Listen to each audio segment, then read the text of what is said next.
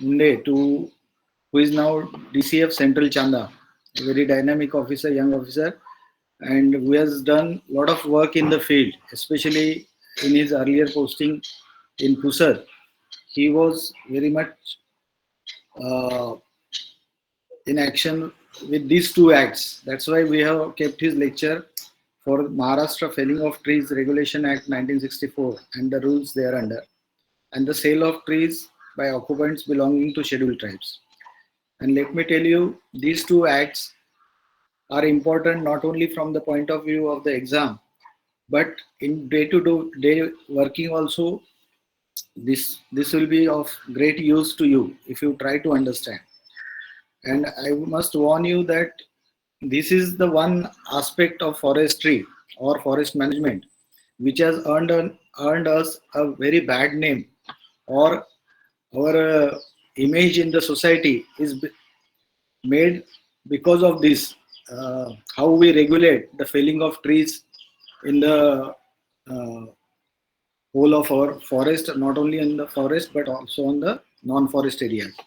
So I request all the officers to attend this lecture very attentively, and you will certainly gain from the discourse by Mr. Arvind Munde. I request Arvind to introduce himself briefly and then start his lectures. Sir good morning sir. Sir आवाज येतोय? Yes, yes. Sir thank you sir for nice introduction sir. माझं नाव अरविंद मुंडे. मी सध्या उपवन संरक्षक मध्य Chanda one विभागामध्ये कार्यरत आहे. याआधी मी उपवन संरक्षक पुसद या पदावर सुमारे 4 वर्ष काम केलेलं आहे.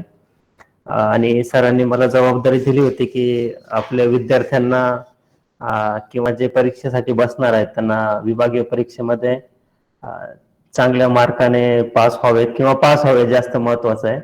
आणि प्रत्येकाला इन्क्रिमेंट किंवा प्रमोशन हवं असतं, त्यामुळे हे अतिशय गरजेचं म्हणून मला वाटलं की आपल्या सर्वांशी आपण डिस्कशन करू. आणि हे लेक्चर न ठेवता आपण जास्तीत जास्त डिस्कशनने जर ठेवलं तर मग बऱ्यापैकी प्रत्येकाला फायदा होऊ शकतो. तर मी माझं प्रेझेंटेशन मी सुरू करतो. कुणाला मध्ये काही वाटलं किंवा काही विचारावंसं वाटलं मी त्याचा नक्कीच शंका निरसन करण्याचा प्रयत्न करेन. आणि मीही तुमच्यातलाच आहे असं समजून तुम्ही मला विचारू शकता. तर मी माझं प्रेझेंटेशन सुरू करतो.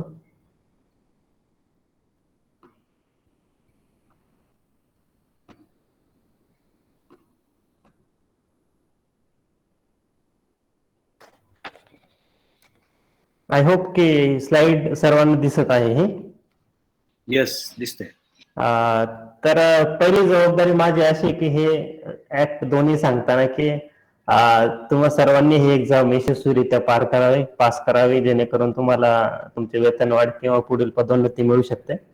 आता आपण हा ऍक्ट पासून सुरुवात जर केली तर हा the Maharashtra felling of trees regulation act, आपण मोठं नाव दिसतंय पण बरेच लोक याला मालकी ऍक्ट म्हणून संबोधतात की बरं आपल्या बोली भाषेमध्ये किंवा आपण फील्डमध्ये जेव्हा बोलतो की मालकी करायची म्हणजे हे ऍक्ट अंतर्गत मालकी करायची.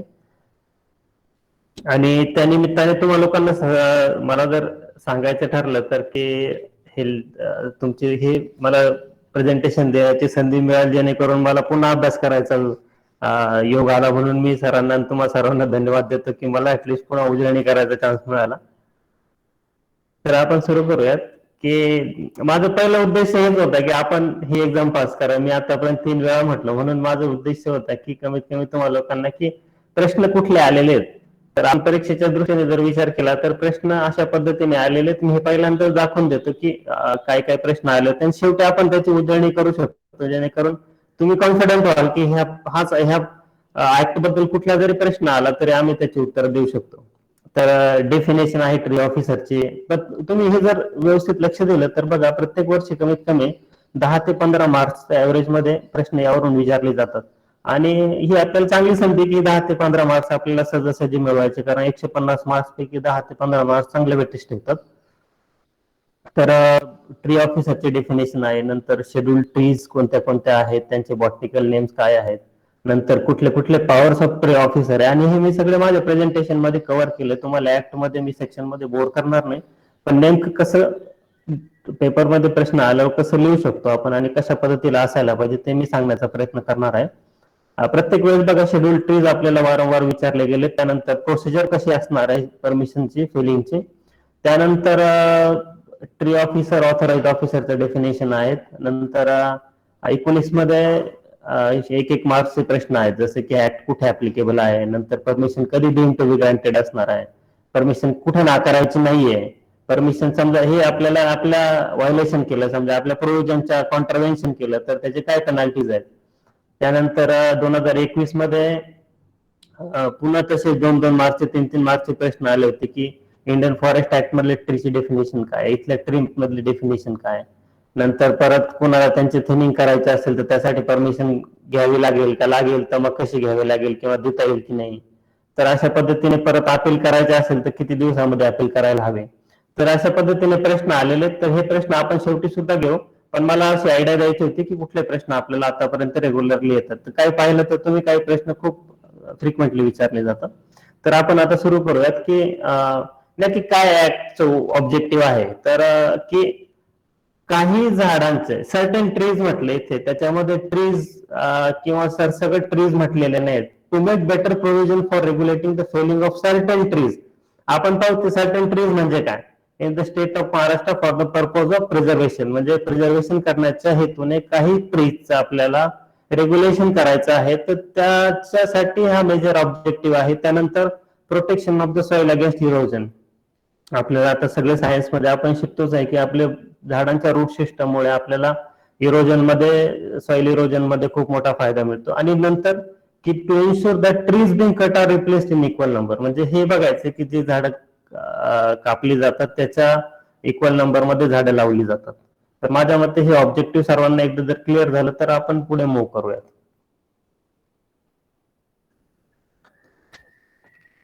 तर आता महत्वाचे, सर्वात महत्वाचा पॉइंट, आता आपण सर्वात पेपर जेव्हा पाहिले होते त्यावेळेस पहिला प्रश्न विचारला होता की हा ऍक्ट कुठे ऍप्लिकेबल आहे. तर it extend to the whole of the state of Maharashtra but excluding an urban area. म्हणजे तुमचं एक मार्काचं उत्तर आलं इथे की तुम्हाला अर्बन एरिया सोडून हा ऍक्ट सगळीकडे ऍप्लिकेबल आहे. त्यामुळे कुठेच काही प्रश्न नाही की आपल्याला हा ऍक्ट कुठे ऍप्लिकेबल असणार आहे कुठे ऍप्लिकेबल नसणार आहे. एक मार्क तुम्हाला मिळाला इथे. त्यानंतर आता ह्याच्यामध्ये तर म्हणजे काय की कुठला ऍक्ट जर असला ना, त्याच्या जो जनरली 2 नंबरचा जो सेक्शन असतो तर तो सेक्शन इंटरप्रिटेशन क्लॉज किंवा डेफिनेशन मध्ये असतो. तर त्यातले काही मेजर डेफिनेशन मी इथे घेतले. टू फेल अ ट्री इथं घेण्याचं कारण काय की ते पुढे मी तुम्हाला सांगेल की झाड तोडणे, टू फेल अ ट्री म्हणजे काय, burning, cutting, lopping or a tree to cause a substantial damage or destruction. म्हणजे नुसतंच कटिंग नाहीये, बर्निंग आहे, लॉपिंग आहे, आणि जेणेकरून झाडाला सबस्टन्शियल डॅमेज होणार आहे, तिथून डिस्ट्रक्शन होणार आहे. तर त्यासाठी टू फेल अ ट्री ही डेफिनेशन आहे. आणि अतिशय महत्वाची डेफिनेशन म्हणजे tree means any tree specified in the schedule. आता ते शेड्यूल मी तुम्हाला पुढच्या स्लाइड मध्ये दाखवणार आहे. बघा तुम्ही इंडियन फॉरेस्ट ऍक्ट मध्ये जर ट्रीची डेफिनेशन जर पाहिली ना, ती ट्री म्हणजे काय, it includes palms, brushwoods and canes. तुम्हाला माहित आहे 2018 मध्ये बांबू पण होतं, पण तो बांबू ओमिट केला गेला. पण इथे डेफिनेशनचा एका ठिकाणी आपल्याला प्रश्न विचारला गेला होता की इंडियन फॉरेस्ट ऍक्ट मध्ये आणि ह्या ऍक्ट मध्ये ट्रीची डेफिनेशन मध्ये काय डिफरन्स आहे. तर आपल्या लक्षात येते की इथे ज्या शेड्यूल ट्रीज आहेत, म्हणजे means any tree specified in the schedule. आता हे शेड्यूल मी पुढे दाखवतो, हे ह्या ऍक्ट मध्ये झालं. पण जेव्हा 1927 चा आपला इंडियन फॉरेस्ट ऍक्ट आहे त्याच्यामध्ये ट्रीची डेफिनेशन क्लिअर कट मेन्शन आहे, पाम्स, ब्रशवूड अँड केन्स, आणि बांबू त्याच्यातून ओमिट केलेला आहे. अतिशय महत्वाची पुढची डेफिनेशन म्हणजे tree officer means forest officer not below the rank of range forest officer. म्हणजे ज्यावेळेस हा ऍक्ट कुणी पण बोलेल ना की ऍक्टचं जेव्हा नाव येईल 1964 ऍक्ट, त्यावेळेस ट्री ऑफिसर नाव घेतल्याशिवाय हा ऍक्ट पूर्ण होऊ शकत नाही, कारण सगळे पॉवर्स ट्री ऑफिसरला दिलेत आणि ते tree officer not below the rank of a forest range forest officer. तर आता आपण पाहूयात की मी मगाशी म्हटल्याप्रमाणे शेड्यूल म्हणजे काय. आता आपण सर्वात पहिले ऍक्ट मध्येच म्हटलं होतं की काही म्हणजे ऑब्जेक्टिव्ह आहे ऍक्टचा आपलं की सर्टन ट्रीज, आणि ते सर्टन ट्रीज म्हणजे ट्रीचे डेफिनेशन मध्ये आले की जे शेड्यूल मध्ये मेन्शन आहेत. आता शेड्यूल मध्ये मेन्शन कुठले झाड आहेत बघा की टर्मिनल चेबुला. आता त्याचे नॉर्मल म्हणजे कॉमन नेम्स आणि बॉटनिकल नेम्स. आता तुम्ही पाहिलं तर टर्मिनल चेबुला हिरडा,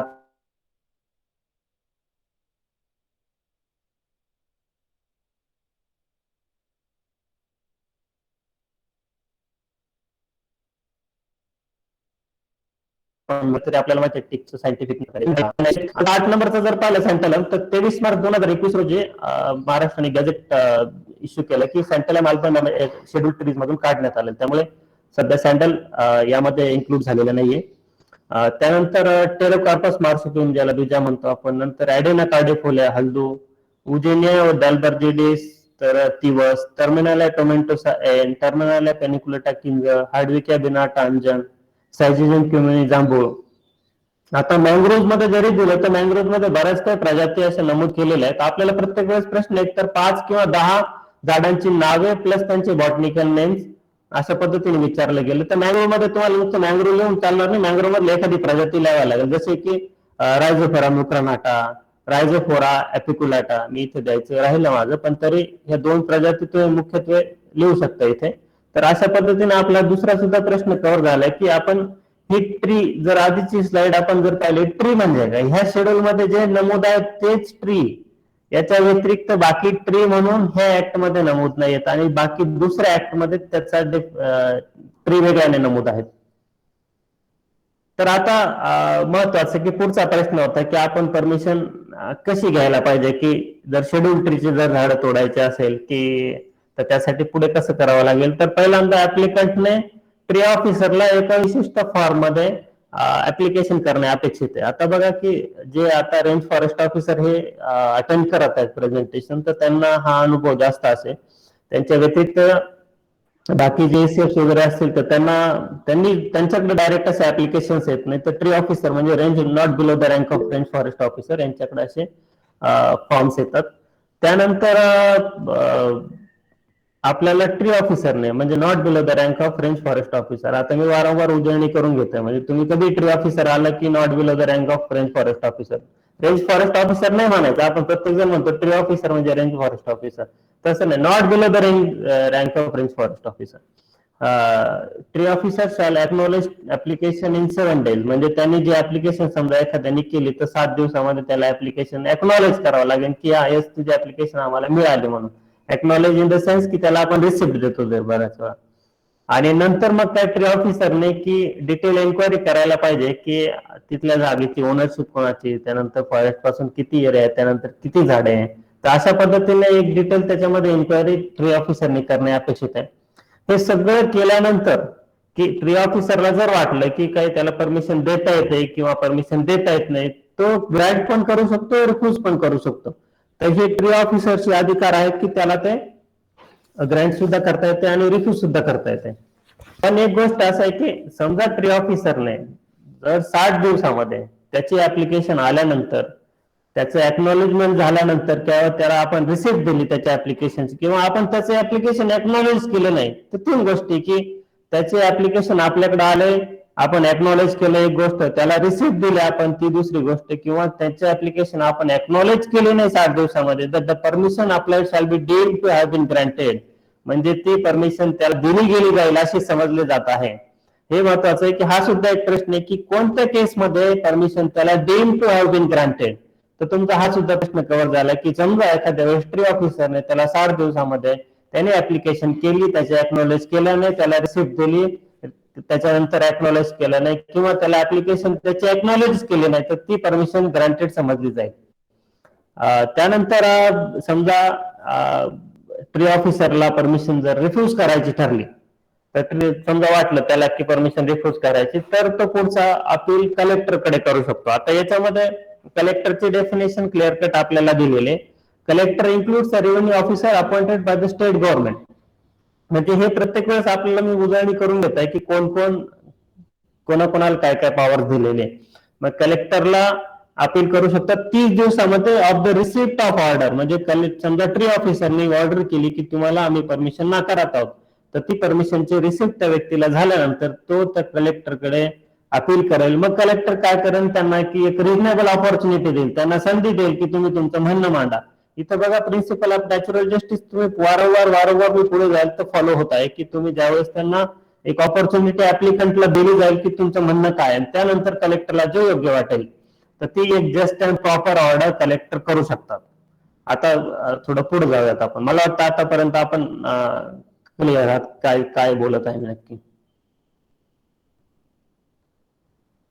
बघा आता कुठल्या केसमध्ये आता ट्री ऑफिसरने त्याचे पॉवर एक्सरसाइज करायला सुरुवात केली, पण असे काही केस आहेत की त्या केसमध्ये ट्री ऑफिसर परमिशन नाकारू शकत नाही. No permission to be refuse if the tree is dead, diseased or wind fallen, or if it has silviculture matured, or if it constitutes obstruction to traffic, or it is substantially damaged or destroyed by fire, lightning, rain or other natural causes, or if it constitutes an obstruction to efficient cultivation. म्हणजे आपण कुठल्या वेळेस tree ऑफिसरने permission नाकारली नाही पाहिजे, ज्यावेळेस झाड एकदम मृत झालेलं आहे, ते डिसीज झालेलं आहे, विंड फॉलन झालेलं आहे, सिल्व्हिकल्चरली मॅच्युअर्ड झालेलं आहे, किंवा कुठे ते ट्रॅफिकला डॅमेज करत आहे, किंवा ते डिस्ट्रॉय झालेले फायरने, लाइटनिंगने, रेनने किंवा इतर नॅचरल कॉजेसने, आणि किंवा तो इफिशियंट कल्टिवेशन साठी ऑब्स्ट्रक्शन करत आहे, तर अशा वेळेस परमिशन नाकारली गेली नाही पाहिजे. आता तुमचा प्रश्न एक होता की कुठल्या केसेसमध्ये परमिशन नाकारली नाही गेली पाहिजे, हा सुद्धा प्रश्न इथे कव्हर होतो.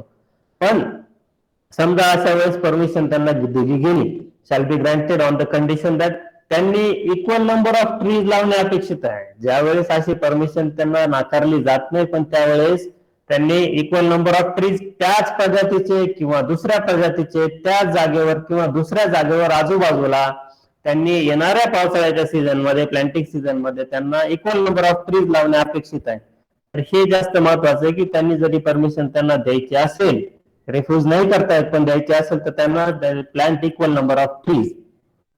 आणि दुसरी कंडिशन अशी की कोणत्या वेळेस कंडिशन रिफ्यूज नाही केली पाहिजे, की समजा एखाद्या वेळेस सिल्व्हिकल्चर ऑपरेशन्स लाईक थिनिंग आणि फेलिंग करायचे असेल सायंटिफिकली, की झाडांची उत्तम ग्रोथ होण्यासाठी, किंवा एखादा आर्टिफिशियल प्लांटेशन असेल त्याची उत्तम ग्रोथ होण्यासाठी, तर अशा वेळेस सुद्धा ऍप्लिकेशन नाकारली गेली नाही पाहिजे.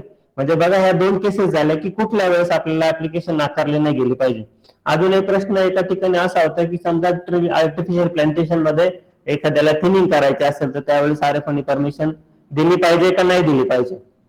तर हा सुद्धा प्रश्न आपल्या इथे या प्रश्नाला आपलं उत्तर मिळालेलं आहे. माझ्या मते हे आपण क्लिअर झालेलं आहे की कुठल्या कुठल्या कंडिशन मध्ये ट्री ऑफिसरने इथे परमिशन नाकारली नाही गेली पाहिजे.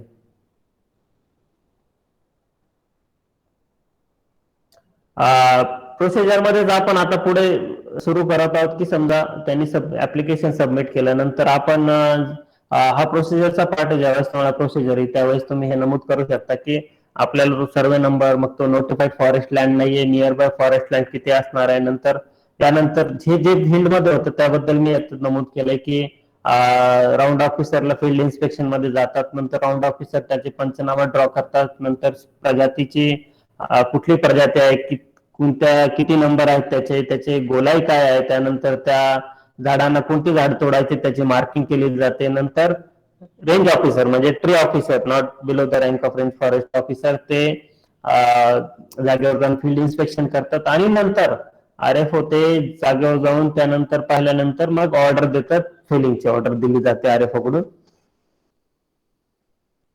या संबंधाने काही डॉक्युमेंट्स आपल्याला हवे असतात की कुठले कुठले डॉक्युमेंट्स आपल्याला पाहिजे, तर जो 7/12 एक्स्ट्रॅक्ट असतो आपल्याकडे, नंतर 8, त्यानंतर आपल्याला की आजूबाजूच्या बाउंड्री सर्टिफिकेट असणे गरजेचे आहे, आजूबाजूचा सर्वे नंबर, नंतर त्या सर्वे नंबर मध्ये किती झाडे आहेत ते नमूद असणे अपेक्षित आहे. समजा जर काही झाडांची growth is less than 20 trees per hectare असतील, तर अशा वेळेस परमिशन फ्रॉम कलेक्टर अपेक्षित आहे. आणि नंतर की म्हणजे याच्यासाठी आणि खाली पण एक असं आहे की समजा extreme edge of water body जर असेल त्याच्या 30 मीटर मध्ये असेल, तर कलेक्टर यांच्याकडून परमिशन अपेक्षित आहे यामध्ये. आता हा पुढचा प्रश्न आपल्याला प्रत्येक वेळेस येते की powers of any tree officer, म्हणजे powers of tree officer sorry.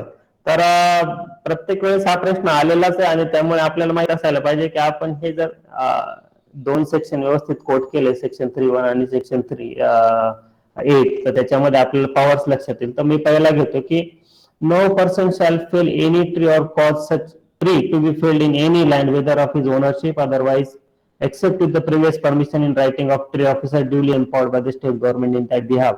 म्हणजे ट्री ऑफिसरची पॉवर आहे की त्याच्या परवानगीशिवाय कोणी व्यक्ती शॅल फेल एनी ट्री, आपण इथे प्रत्येक वेळेस ट्री म्हणत आहोत, ट्रीज म्हणत नाहीये, त्यामुळे लक्षात ठेवा की कुठलंही झाड जर तोडायचं असेल त्याला, तर without prior permission of tree officer कोणी कुठलंही झाड कुठल्याही क्षेत्रामध्ये वेदर ऑफ हिज ओनरशिप किंवा कुठल्याही प्रकारे ते झाड तोडू शकत नाही. जर ट्री ऑफिसरला वाटलं, आता हे सुद्धा एक पॉवर आहे की हा power of tree officer regarding planting of trees, तुम्ही याला म्हणू शकता सेक्शन 3A1 जो आहे, तर त्याच्यामध्ये powers of tree officer regarding planting of trees. जर ट्री ऑफिसरला वाटलं की एखाद्या एरियामध्ये एक्सेप्ट त्याच्यामध्ये कंडिशन दिली की than the land falling in any permanent drought prone area identified by the state government is not adequate according to the standard prescribed by the tree officer may by order, म्हणजे tree officer एखाद्या ऑर्डरने after giving a reasonable opportunity to the owner, आपण पुन्हा पुन्हा तेच म्हणत आहे की त्याला पुनश्च एक संधी दिल्याची, प्रत्येक वेळेस संधी दिल्या, म्हणजे principle of natural justice follow होत आहे. त्या ओनरला किंवा ऑक्युपायरला त्या ज्या लँडचा आहे त्याला he has to require him to plant such trees or additional trees, म्हणजे त्याला जेवढे झाडं तोडायची परवानगी दिली तेवढे किंवा त्याच्या जास्त at such places in the land as may be specified in the order, त्यांच्या ऑर्डर मध्ये नमूद असायला पाहिजे की कुठल्या ठिकाणी झाड त्यांना लावणे अपेक्षित आहे. and the owner or occupier of the land shall comply with the order by planting such trees or additional trees in the ensuing planting season. आपण बघा हे आता फील्ड मध्ये सगळेच जण आपण काम करतोय, बऱ्याच वेळा ही गोष्ट फॉलो केली जात नाहीये, परीक्षेचा भाग आहे म्हणून हे सांगतोय मी, पण हे अतिशय महत्वाचं आहे की हे फॉलो केलं जात नाही. याच्याकडे ट्री ऑफिसरने जास्त लक्ष देणे गरजेचं आहे की त्याने आपण ऑर्डर करू शकतो की त्याने प्लांटिंग केली पाहिजे, प्लांट सच ट्रीज और ऍडिशनल ट्रीज, मग ते कुठल्याही जागेवर तो करू शकतो त्याच्या स्वतःच्या जागेवर. आणि हे समजा तो फेल झाला, if he fails to comply order, तर मग त्यावेळेस त्याला व्यवस्थित रिझनेबल ऑपॉर्च्युनिटी पुन्हा द्यायची, आपल्याला त्याला संधी द्यायची, त्याचं म्हणणं ऐकायचं.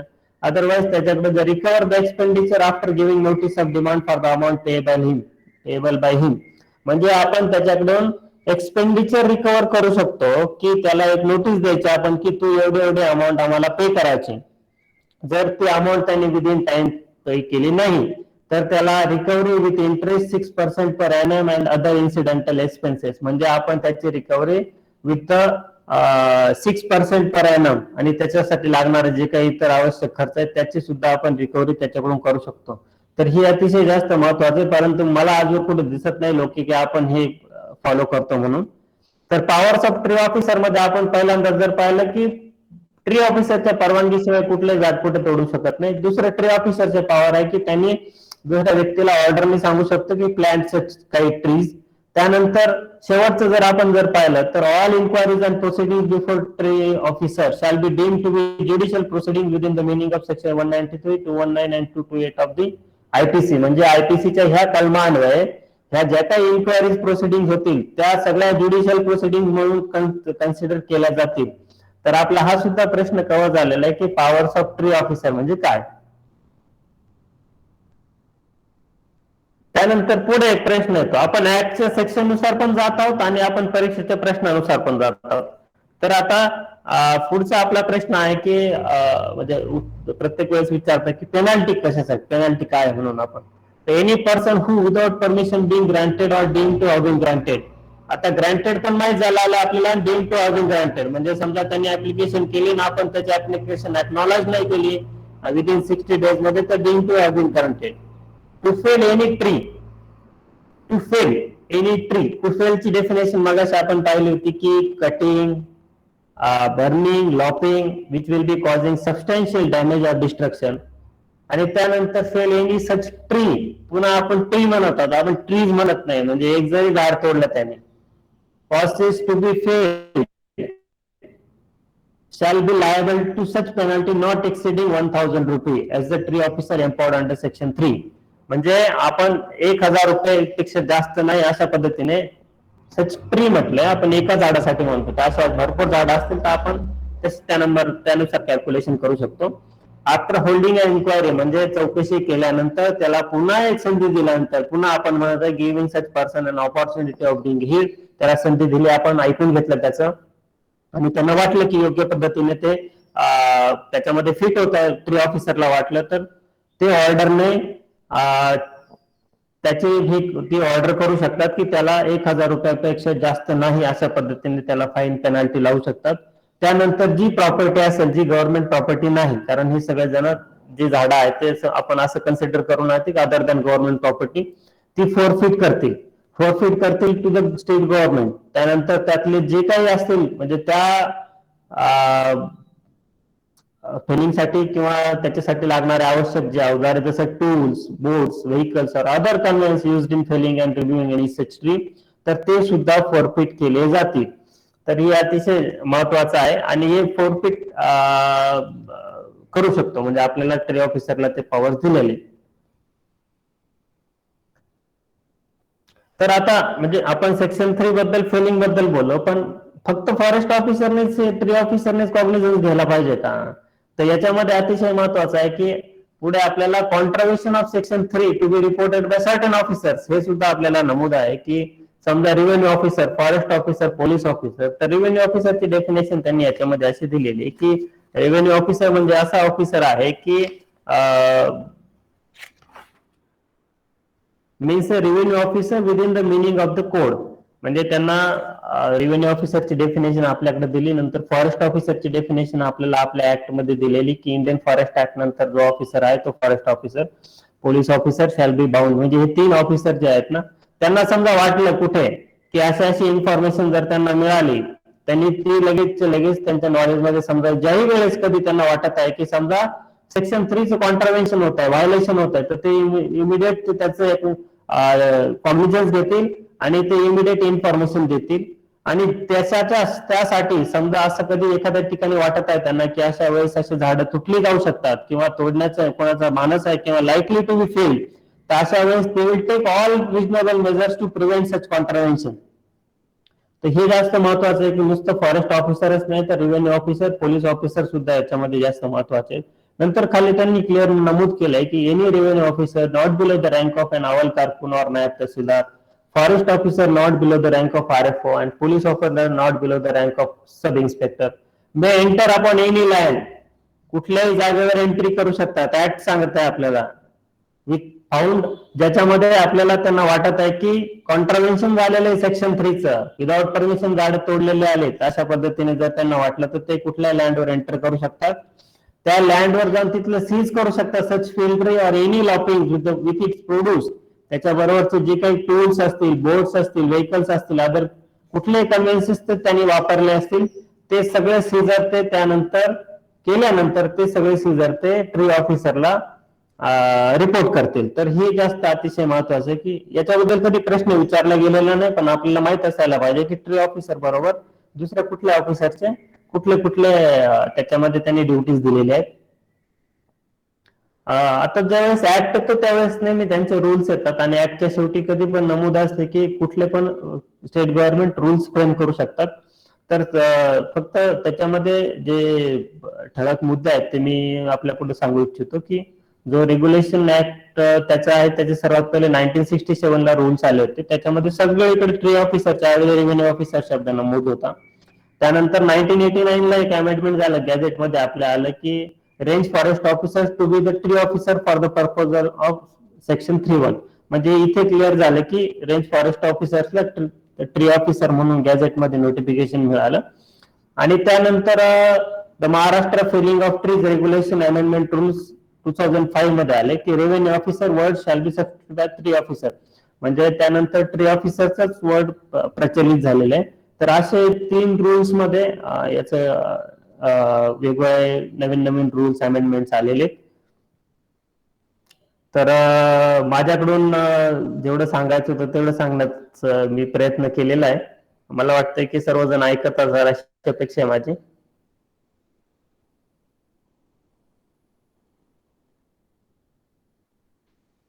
ऐकत आहे सर्व. सर माझा प्रश्न होता येस बोला. की यामध्ये ट्री म्हणून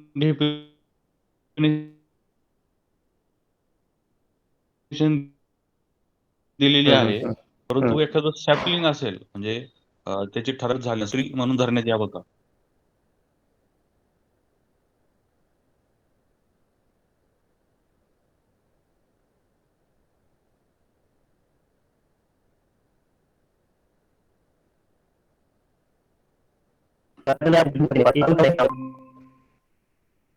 सर मी काही करेक्ट सांगत असेल तर तुम्ही थोडं करेक्ट करू शकता. वानखेडे सर पण आहेत आपल्या बरोबर.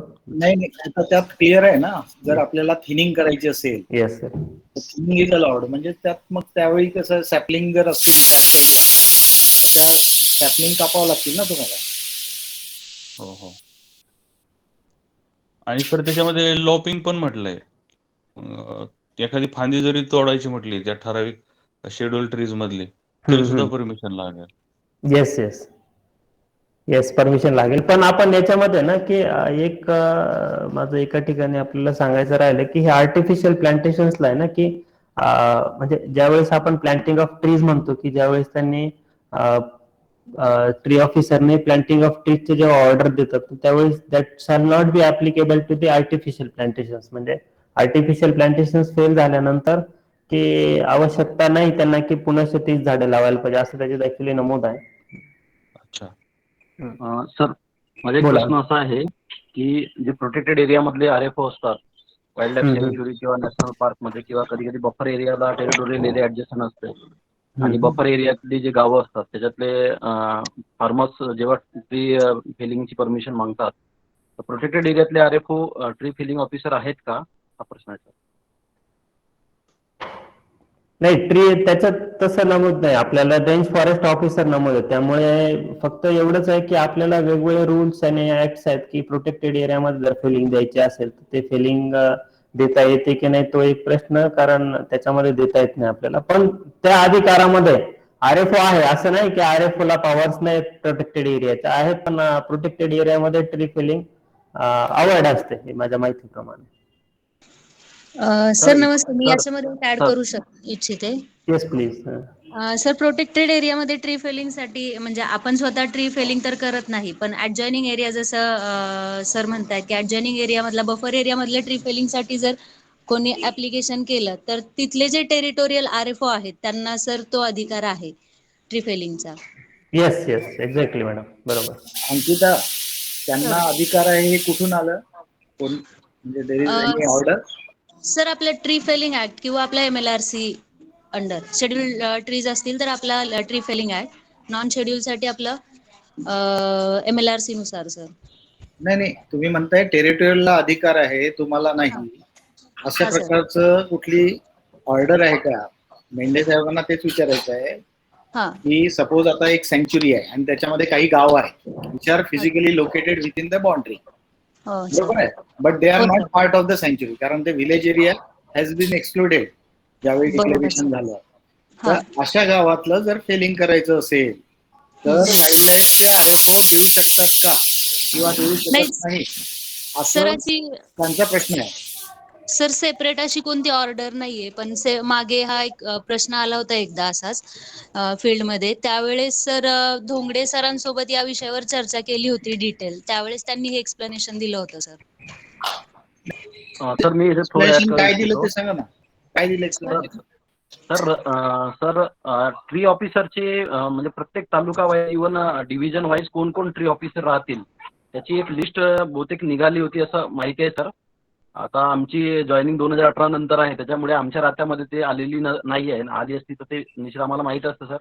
पण जुनी ट्री ऑफिसर नेमकं कोण कोण राहतील प्रत्येक महाराष्ट्रामध्ये, संपूर्ण महाराष्ट्रात, त्याची एक यादी लिस्ट झाली होती. त्याच्यामध्ये प्रोटेक्टेड एरियातले जे RFO आहेत त्यांना स्किप केलं होतं अशी म्हणजे माहिती आहे सर. पण अजूनपर्यंत डॉक्युमेंटेशन जसे अंकिता मॅडम म्हणतात त्याच मताचा मी पण आहे की प्रोटेक्टेड एरियातले RFO त्यांना म्हणजे परमिशन नसावी, पण डॉक्युमेंटेशन नाही आहे म्हणून मी हा प्रश्न विचारला होता. म्हणजे माझ्या पाहण्यात डॉक्युमेंटेशन नाही आलाय म्हणून हा प्रश्न विचारला होता सर.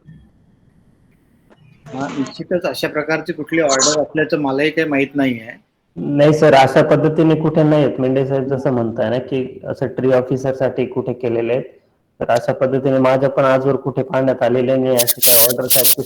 फक्त इथे काय होतं, बेसिकली जर आता वाईल्ड लाईफ RFO ला जर हे सगळं प्रकार करायचा असेल तर याच्यापूर्वी त्याच्याकडे असली कुठली पद्धत पण नव्हती, आणि म्हणजे काय म्हणतो ते रेग्युलर त्याच्या कामामध्ये हे वेगळं काम पडलं असतं. वेरेज जे प्रादेशिक असतात, प्रादेशिक RFO असतात, त्यांच्याकडे हे नेहमीच चालू राहणारं काम असतं. म्हणून ते आतापर्यंत ऍज अ कन्व्हिनियन्स की बाबा ठीक आहे ते करतात ना, करू द्या, बाकी असं कुठलं रिस्ट्रिक्शन नाही आहे किंवा कुठली ऑर्डरही नाही. सर, माझा एक प्रश्न होता. बोला. फिलिंग साठी कॉम्पेन्सेशन अमाऊंट सर 1,000 रुपये सांगितलेली आहे, मग ती पर ट्री 1,000 की ओव्हरऑल सर 1,000 ट्री? बघा मी तिथेच म्हटलं तर 2-3 वेळा सांगितलं ट्री नमूद आहे, ट्रीज कुठे आहेत नमूद नाही. 10 ट्री असतील तर तुम्ही 10,000 घेऊ शकता, 100 ट्री असतील तर 1 लाख घेऊ शकता तुम्ही. Not exceeding 1000. सिंगल ट्री साठी ट्रीज नमूद नाही तिथे. Okay sir, thank you sir. Yes अच्छा सर, माझा एक त्याच्यामध्ये प्रश्न होता. थोडंसं ऍड करतो मी, अंकिता Yes, sir. थोडंसं ऍड करतोय. Yes, काल sir. परवा मंत्रालयामध्ये याच्याबद्दलच चर्चा झाली. म्हणजे आता एक नवीन आलंय ना, 50 वर्षाच्या वरचे झाडं प्रिझर्व करण्यासाठी हेरिटेज ट्रीज. Heritage tree.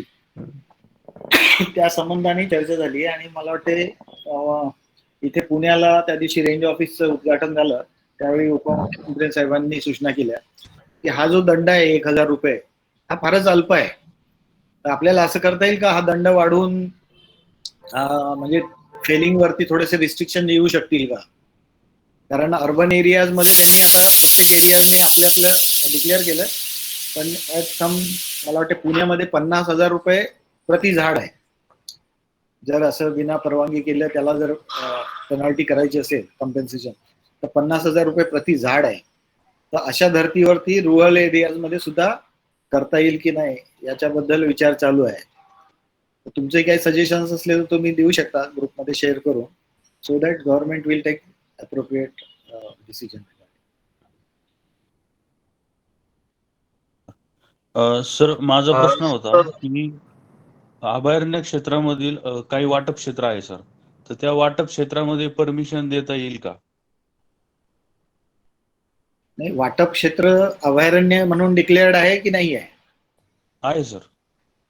बरोबर आहे. हो म्हणजे sir. Already it has a status of a century. Yes sir. मग तुम्हाला सेंच्युरी मध्ये काय करता येईल? हा ऍक्ट तिथे अप्लिकेबल राहील किंवा नाही राहील? हो सर, राहील सर. हा, मग त्याच्यामध्ये काही कॉन्ट्रोवर्सी नाही आहे. पण सर ह्याचं गव्हर्नन्स कोण करणार? म्हणजे रेव्हेन्यू डिपार्टमेंट करणार, कारण वाटप क्षेत्र हे त्यांनी केलेलं आहे. नाही कसं आहे की सर मी ऍड करू इच्छितो. Yes, yes.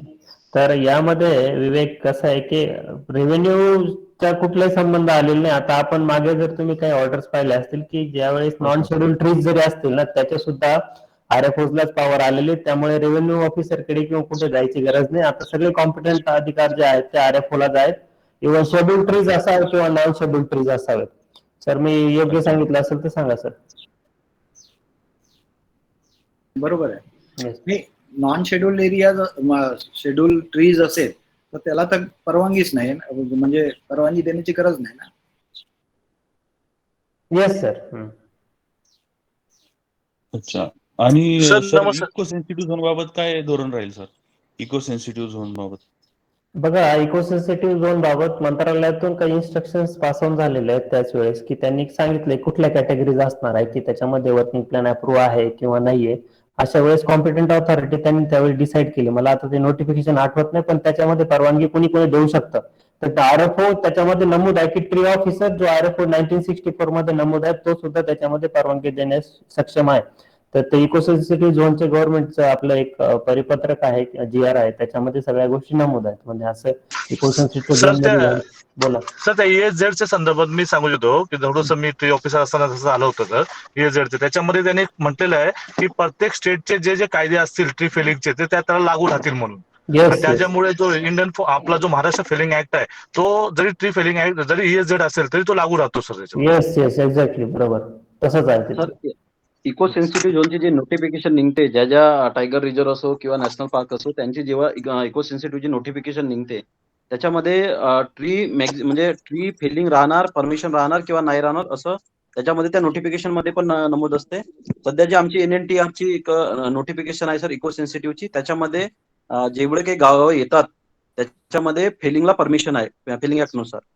तर बहुतेक वेळेस म्हणजे परमिशन जसं आपण म्हणतात सर फेलिंगची परमिशन असते जरी तो इको सेन्सिटिव्ह असला तरी खाजगी क्षेत्रासाठी. बरोबर मेंढे साहेब. आणि आपल्या गव्हर्नमेंटने पण क्लॅरिटी दिलेली त्याच्यामध्ये. ते नोटिफिकेशन आता माझ्याकडे नाही, पण आपल्याला ती क्लॅरिटी दिलेली की क्लिअर कट त्याच्यात सर नमूद केलं. आहे सर. येस आणि सर, येस मराठी सर. आणि इंग्लिश दोन्ही मध्ये आहेत, मला चांगलं आठवतं. 6 जून 2019 ला नोटिफिकेशन निघालेलं आहे. येस ESZ चा जो मुद्दा सर काढला 6 जून 2019 ला नोटिफिकेशन निघालेलं आहे ते. हा, म्हणजे साहेबांनी जो मुद्दा काढला ना नोटिफिकेशनचा, तो त्याच्यामध्ये 3 प्रकारच्या ऍक्टिव्हिटीज आहेत.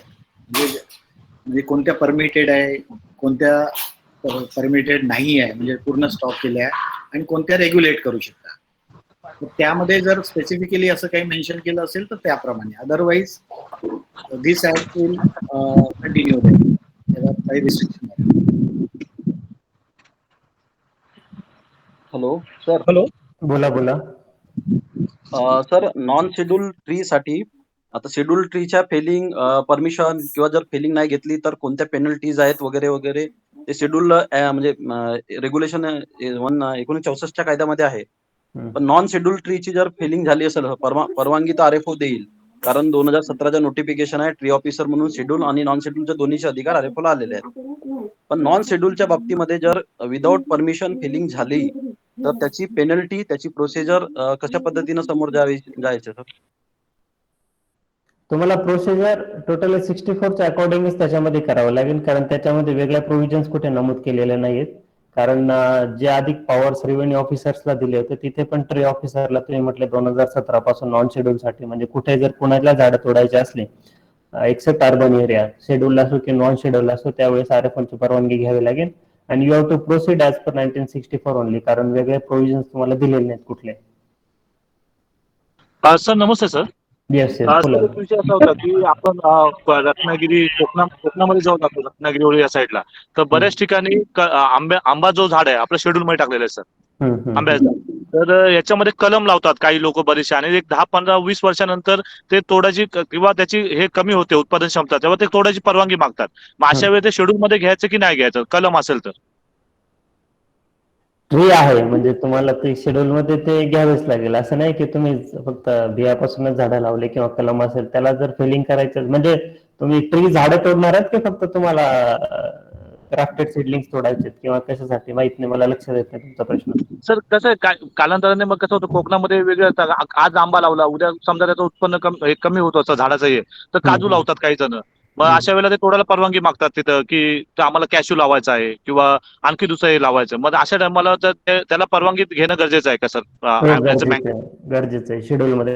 आता बघा, आपण जेव्हा चंदन बद्दल बोलत होतो की लोक ग्रो का करत नाही चंदन, की कारण त्याला मग खूप किचकट सारे प्रोसेस आहे. मग आता 23 मार्च 2021 ला ह्याच वर्षी चंदनला याच्यामधून वगळलं गेलेलं आहे. तर अशा पद्धतीने जर ट्रीची डेफिनेशन मध्ये त्यांनी त्याच्यामध्ये नमूद केलं की ज्यावेळेस स्टेट गव्हर्नमेंटला असं वाटतं की ते थ्रू गॅझेट नोटिफिकेशन त्याच्यामध्ये कुठल्याही सुधारणा करू शकतात, त्या पद्धतीने हँडल केलेलं. तसं अजून तरी आंब्याबद्दल नाही, त्यामुळे आंबा अजून सुद्धा शेड्यूल ट्री मध्येच आहे. सर माझ्या माहितीप्रमाणे तिथं रत्नागिरी किंवा त्या साईडला जेव्हा आंब्याला कलमला जेव्हा देतात परवानगी ना, तर त्या टायमाला ते शेड्यूल मध्ये टाकलं जात नाही सर, असं वाटतं.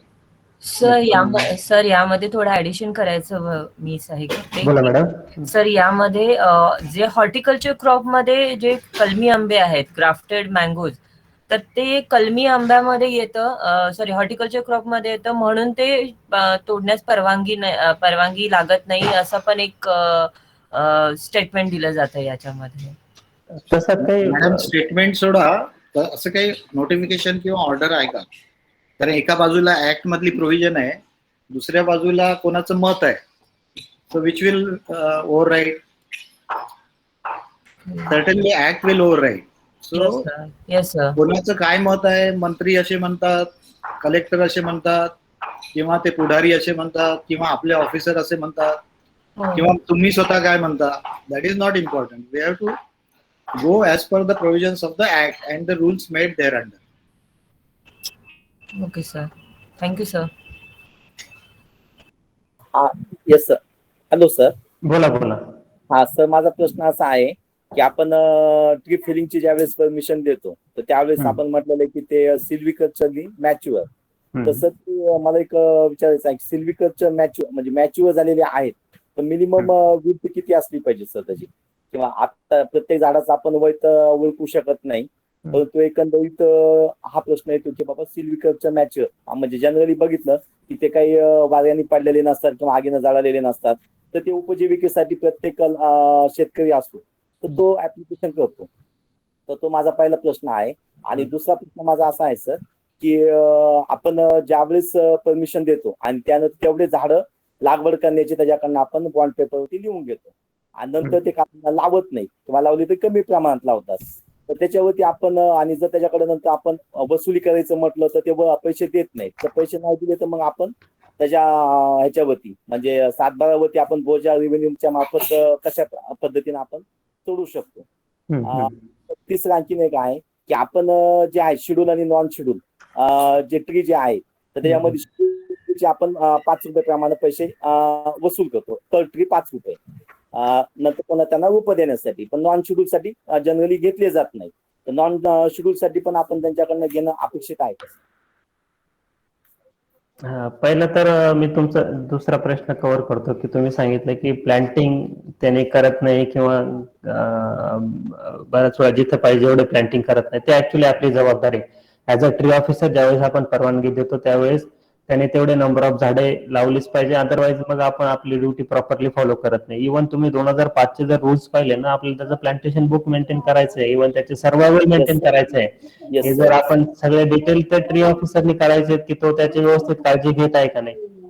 समजा कुणी त्यात फेल करत आहे की त्याने त्याला जे आपण फाईन लावला तो दिला नाही त्यानंतर आपण त्याला त्याच्यावरती 6% प्रत्येक वर्षी दर त्याच्यावरती हे लावलं आपण व्याज लावलं त्यानंतर करत नाही तर आपल्याला कधी पण एक एरियर्स ऑफ लँड रेव्हेन्यू म्हणून हा कन्सेप्ट असतो प्रत्येक ठिकाणी की आपण कधी पण कलेक्टर थ्रू किंवा कोणत्याही रेव्हेन्यू ऑफिसर थ्रू त्याच्याकडल्या ज्या काही मालमत्ता असतील त्यांच्याकडून आपण वसुली करण्याचे आपल्याला कधी पण ते प्रोव्हिजन्स ओपन्स असतात.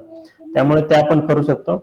आणि नंतर तुम्ही एक सिल्व्हिकल्चरली मॅच्युअर्ड झाड म्हटलेलं आहे तर प्रत्येक झाड आपल्याला माहिती आहे की त्याची जनरली रोटेशनचे एज कुठले आपल्या वर्किंग प्लॅन मध्ये पण गोष्टी नमूद आहे.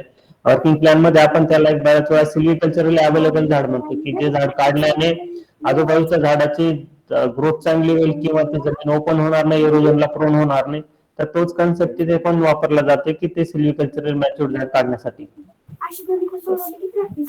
आणि सर ते नॉन शेड्यूल ट्री साठी पण आपण 5 रुपये वसूल करायचे का त्यांच्याकडनं. नंतर आपण हे 5 रुपयाचं कुठं नमूद नाहीये की काय तुम्ही म्हणता ना की 5 रुपये त्याने वसूल करायचे. नाही सर आपण नमूद नाही पण जनरली आम्ही काय करतो की नंतर जे आपण प्लांटेशन त्याच्या मालकी क्षेत्रामध्ये करायचं आहे तर ते रोप आपण त्यांना देतो ना. तर त्यासाठी ते रोप आम्ही शेड्यूल ट्रीचे 5 रुपये घेतो पण नॉन शेड्यूल ट्रीचे घेत नाही. हे आपले इंटरनल अरेंजमेंट झाले सुधीर साहेब की असं नमूद नाही कुठे की त्यांनी 5 रुपये आपण त्याने अपेक्षित असं आहे की त्यांनी स्वतः झाडे घ्यावी झाडं लावावी. आपण तुम्ही त्यांना सहाय्य करत आहे ते 5 पैशाचं वगैरे तुम्ही म्हणता पण ते नॉन शेड्यूल जरी असतील तरी तुम्हाला त्यांचे झाडं लावून घ्यावे लागतील तेवढेच झाडे. आणि त्याच्यामध्ये म्हणजे पैसे तुम्ही घेत आहात की नाही पण तसं नमूद नाही की आपली पैसे घेऊन आपण त्यांना पावती पण देतो सर आणि नंतर कंपल्सरी आपण त्यांना झाडं देतो. मांजरे साहेब ते आपण त्याच्यासाठी घेतो की तो लावेल की नाही लावेल परंतु त्याच्यासाठी घेतो की आपण ते ठाणा सर्कलने काय केलं होतं सर स्टम्पचा रेट आहे ना स्टम्पचा रेट आपण त्यांना स्टम्प प्रोव्हाइड करायचे आणि स्टम्पचा रेट म्हणून किती द्यायचे तर 5 रुपये कमीत कमी आपण घ्यायचो म्हणून त्यांना ते द्यायचो म्हणून स्टम्पचा रेट म्हणून 5 रुपये ते आपण त्यांच्याकडून घ्यायचो आणि आपण त्यांना पावसाळ्याच्या आधी ते स्टम्प प्रोव्हाइड करायचो. असं एक ठाणा सर्कल म्हणून हे करायचं सर आपण. नाही कोकरे साहेब हे आपलं इंटरनल अरेंजमेंट आहेत सगळ्या इंटरनल आहे येस येस येस इंटरनल आहे सर. म्हणजे आपण ते लावेल की नाही लावेल म्हणून आपण स्टम्प त्यांना ते झाडं मागतात आपल्याकडे की आम्ही पैसे भरायला तयार आहे झाडं म्हणून ते आपण स्टम्प त्यांना त्यावेळेला प्रोव्हाइड करायचो असं ते ठाणे सर्कलमध्ये सर चालतं. Yes yes. हॅलो सर बोला. नमस्ते सर. नमस्ते मॅडम. सर मला असं विचारायचं की नॉन शेड्यूल ट्री बद्दल आता अवैध तोड झालेली असते त्याच्यानंतर सर आपल्याला असं म्हणजे त्या 1966 आणि 67 नुसार आपण त्यांना परवानगी द्यायची. पण सर 1967 मध्ये 3 कंडिशन मध्ये झाडाची परवानगी मागावी असे 3 कंडिशन नमूद केलेले आहेत सेक्शन 2 मध्ये की बाबा ते वॉटर म्हणजे वॉटर स्ट्रीमच्या वगैरे आसपास असेल 30 मीटरच्या किंवा बाबा जिथं बॅरेन लँड आहे तिथं जमिनीची धूप होते अशा ठिकाणी 20 ट्रीज पर एकर असतील तरच परमिशन मागावी. मग सर जर ह्या कंडिशन जर ते सॅटिस्फाय म्हणजे करत नसतील किंवा नसतील होत तिथं म्हणजे ते स्ट्रीमच्या बाजूला नसेल किंवा बाबा बॅरेन लँड नसेल जिथं प्लांटेशन वगैरे काहीच नाही मग अशा वेळेला सर मग त्याला परमिशनची गरज नाही का? परमिशन आवश्यक आहे ना मॅडम. आवश्यक नाही अशी परमिशन कुठलीच नाही. आता आपल्याला शेड्यूल्ड आणि नॉन शेड्यूल मी दोन्ही पण मगाशी क्लिअर केलं की आपण कुठल्या सर्टन ठिकाणी परमिशन नाकारली जाते किंवा कलेक्टरकडे मागली जाते की 30 मीटर समजा आपल्या वॉटर बॉडच्या आजूबाजूला असेल, तर अशा ठिकाणी परमिशन कलेक्टरकडून घेतली जाते. पण जेव्हा कुठे त्याला त्याच्या व्यतिरिक्त कुठेही झाडतोड करायची असेल तर त्याला परवानगीची आवश्यकता आहे.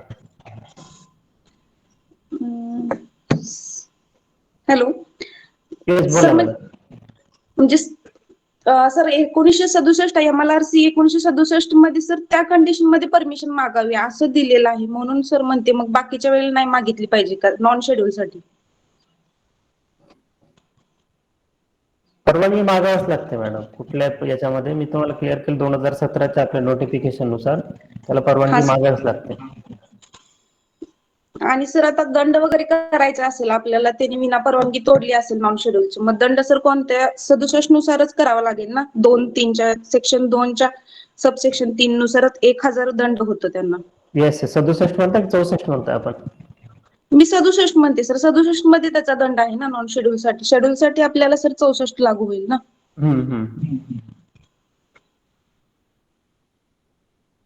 Okay sir. Yes yes madam.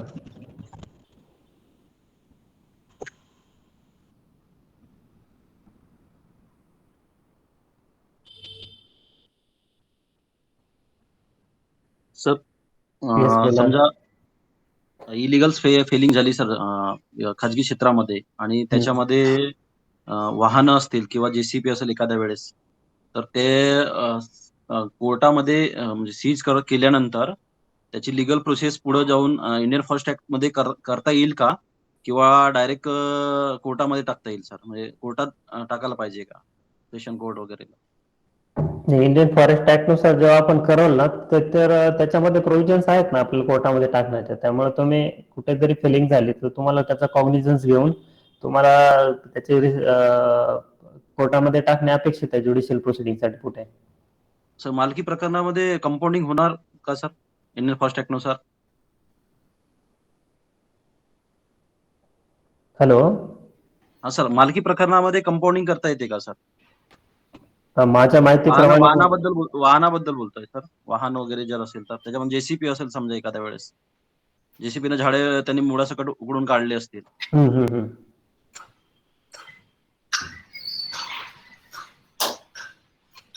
नाही हॅलो मेंढे साहेब, थोडासा उलटा विचार करा सर. है ना. हा सर. तुम्हाला जसं आता IFA अंतर्गत नोटिफाईड फॉरेस्ट प्रोड्यूस असेल तर 61 मध्ये आपल्याला विशेष प्रोव्हिजन दिलेले आहे, त्याप्रमाणे आपण ऑथराइज ऑफिसर थ्रू करतो. रेस्ट ऑफ द केसेस मध्ये काय करतो, we take it to the court. बरोबर आहे, बिकॉज त्याच्या संबंधी जे काही ऑथॉरिटी आहे ती कोर्टाला आहे. तुम्हाला ते सरकार जमा करायची ऑथॉरिटी आहेच नाही है ना. तर आता इथे काय येतं, IFA इज नॉट अप्लिकेबल, कारण तो RF नाही आहे, फॉरेस्ट एरिया नाही आहे ना. मग अशा केसमध्ये हा जो कोणी ट्री फिलिंग ऍक्ट आहे त्याच्या अंतर्गतच तुम्ही बुक करणार. याच्यामध्ये तुम्हाला स्वतःच्या लेवलला कंपाऊंड करणे याच्यासाठी निर्बंध नाही आहेत, परंतु तुम्हाला जर कॉन्फिस्केशन करायचं, सरकार जमा करायचं असेल तर मात्र आपल्याला कोर्टाशिवाय पर्याय नाही. You don't have any rights powers. Felling act मध्ये वाहनाबद्दल दंड किंवा कंपाऊंडिंग करण्याचे अधिकार RFO ला नाही आहेत सर? माझ्या माहिती तर नाहीये. कुठे प्रोव्हिजन असेल तर सांगा ते. नाही सर, नाही सर. नाही, त्याच्यामध्ये नाही. आणि आपण कुठले की कॉन्फिस्केशन जेव्हा IFA मध्ये करतो की जे कॉन्फिस्केशन म्हणजे लायबल टू कॉन्फिस्केशन असे नोटिफाईड फॉरेस्ट प्रोड्यूस आहेत तर त्यांनाच आपण कॉन्फिस्केशन साठी आपल्या IFA अंतर्गत करतो. ज्याच्यामध्ये काही काही गोष्टी आपण सीज करतो पण बऱ्याच वेळा त्या कॉन्फिस्केट करू शकत नाही. आपण नोटिफाईड फॉरेस्टलाच फक्त कॉन्फिस्केट करू शकतो. म्हणून अशा वेळेस आपल्याला ज्युडिशियल प्रोसिडिंग पुढे फॉलो करायला पाहिजे. Yes sir.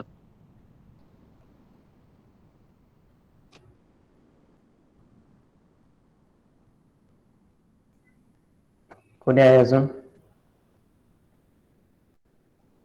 Hello sir. Hello, बोला बोला. तर आताच मुद्दा की त्याच्यामध्ये IFAच्या कलम 53 मध्ये दिलेला आहे की 52 अन्वये जप्त केलेली मालमत्ता मुक्त करण्याची शक्ती. त्याच्यामध्ये not below the rank of range forest officer अवजारे, नावा, वाहने आणि कुरे पण जप्त केले असतील, तर ती ज्या प्रजाच्या संदर्भात जप्त करण्यात आले असतील त्या प्रजाची ट्रायल करण्याची अधिकारीत असलेल्या दंडाधिकाऱ्यामधून सादर केली, तर ते बॉन्ड पेपरवरती रिलीज करता येतील 1 च्या अधीन राहून, असं दिलेलं आहे. ती प्रोव्हिजन IFA अंडर आहे आणि IFA is applicable to the forest area. इथे we are talking about areas outside the forest. खाजगी क्षेत्रामध्ये जर असं काही झालं तर काय करायचं, ते तुम्हाला IFAच्या प्रोव्हिजन इथे लागू नाही हवं. ठीक आहे सर, ठीक. So Arvind, thank you. हा, तुषार काही विचारायचं आहे का तुम्हाला? बोला बोला. हा सर, विचारायचं सर, आपण त्यांना म्हणजे ट्री फेल करायसाठी अलाउड केलं आणि त्यानंतर जे म्हणजे प्लांटिंग करायला लावतोय आपण, आणि जर त्यांनी ते केलं नाही तर आपण त्यांना तो फाईन करायचं, तर तो फाईन किती असावा? त्यात नमूद केलं ना आपण की आपलं डिस्कशन ऑलरेडी झालं त्याच्यामध्ये की PPT मध्ये पाहिलं असेल की तुम्ही त्यांना फाईन कितपर्यंत करू शकता. त्याच्यामध्ये समजा त्यांनी केलं नाही तर ऍटलिस्ट तुम्हाला जो एक्सपेंडिचर झालेला आहे. हॅलो, कोणाचा तरी आवाज हे होतोय.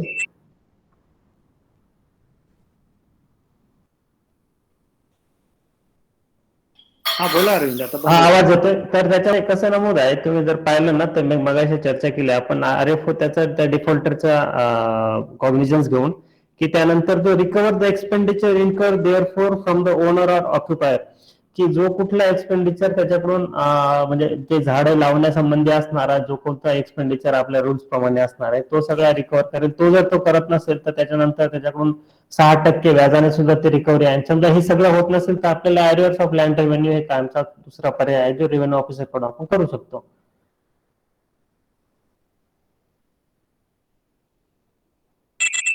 Okay sir. So thank you Arvind.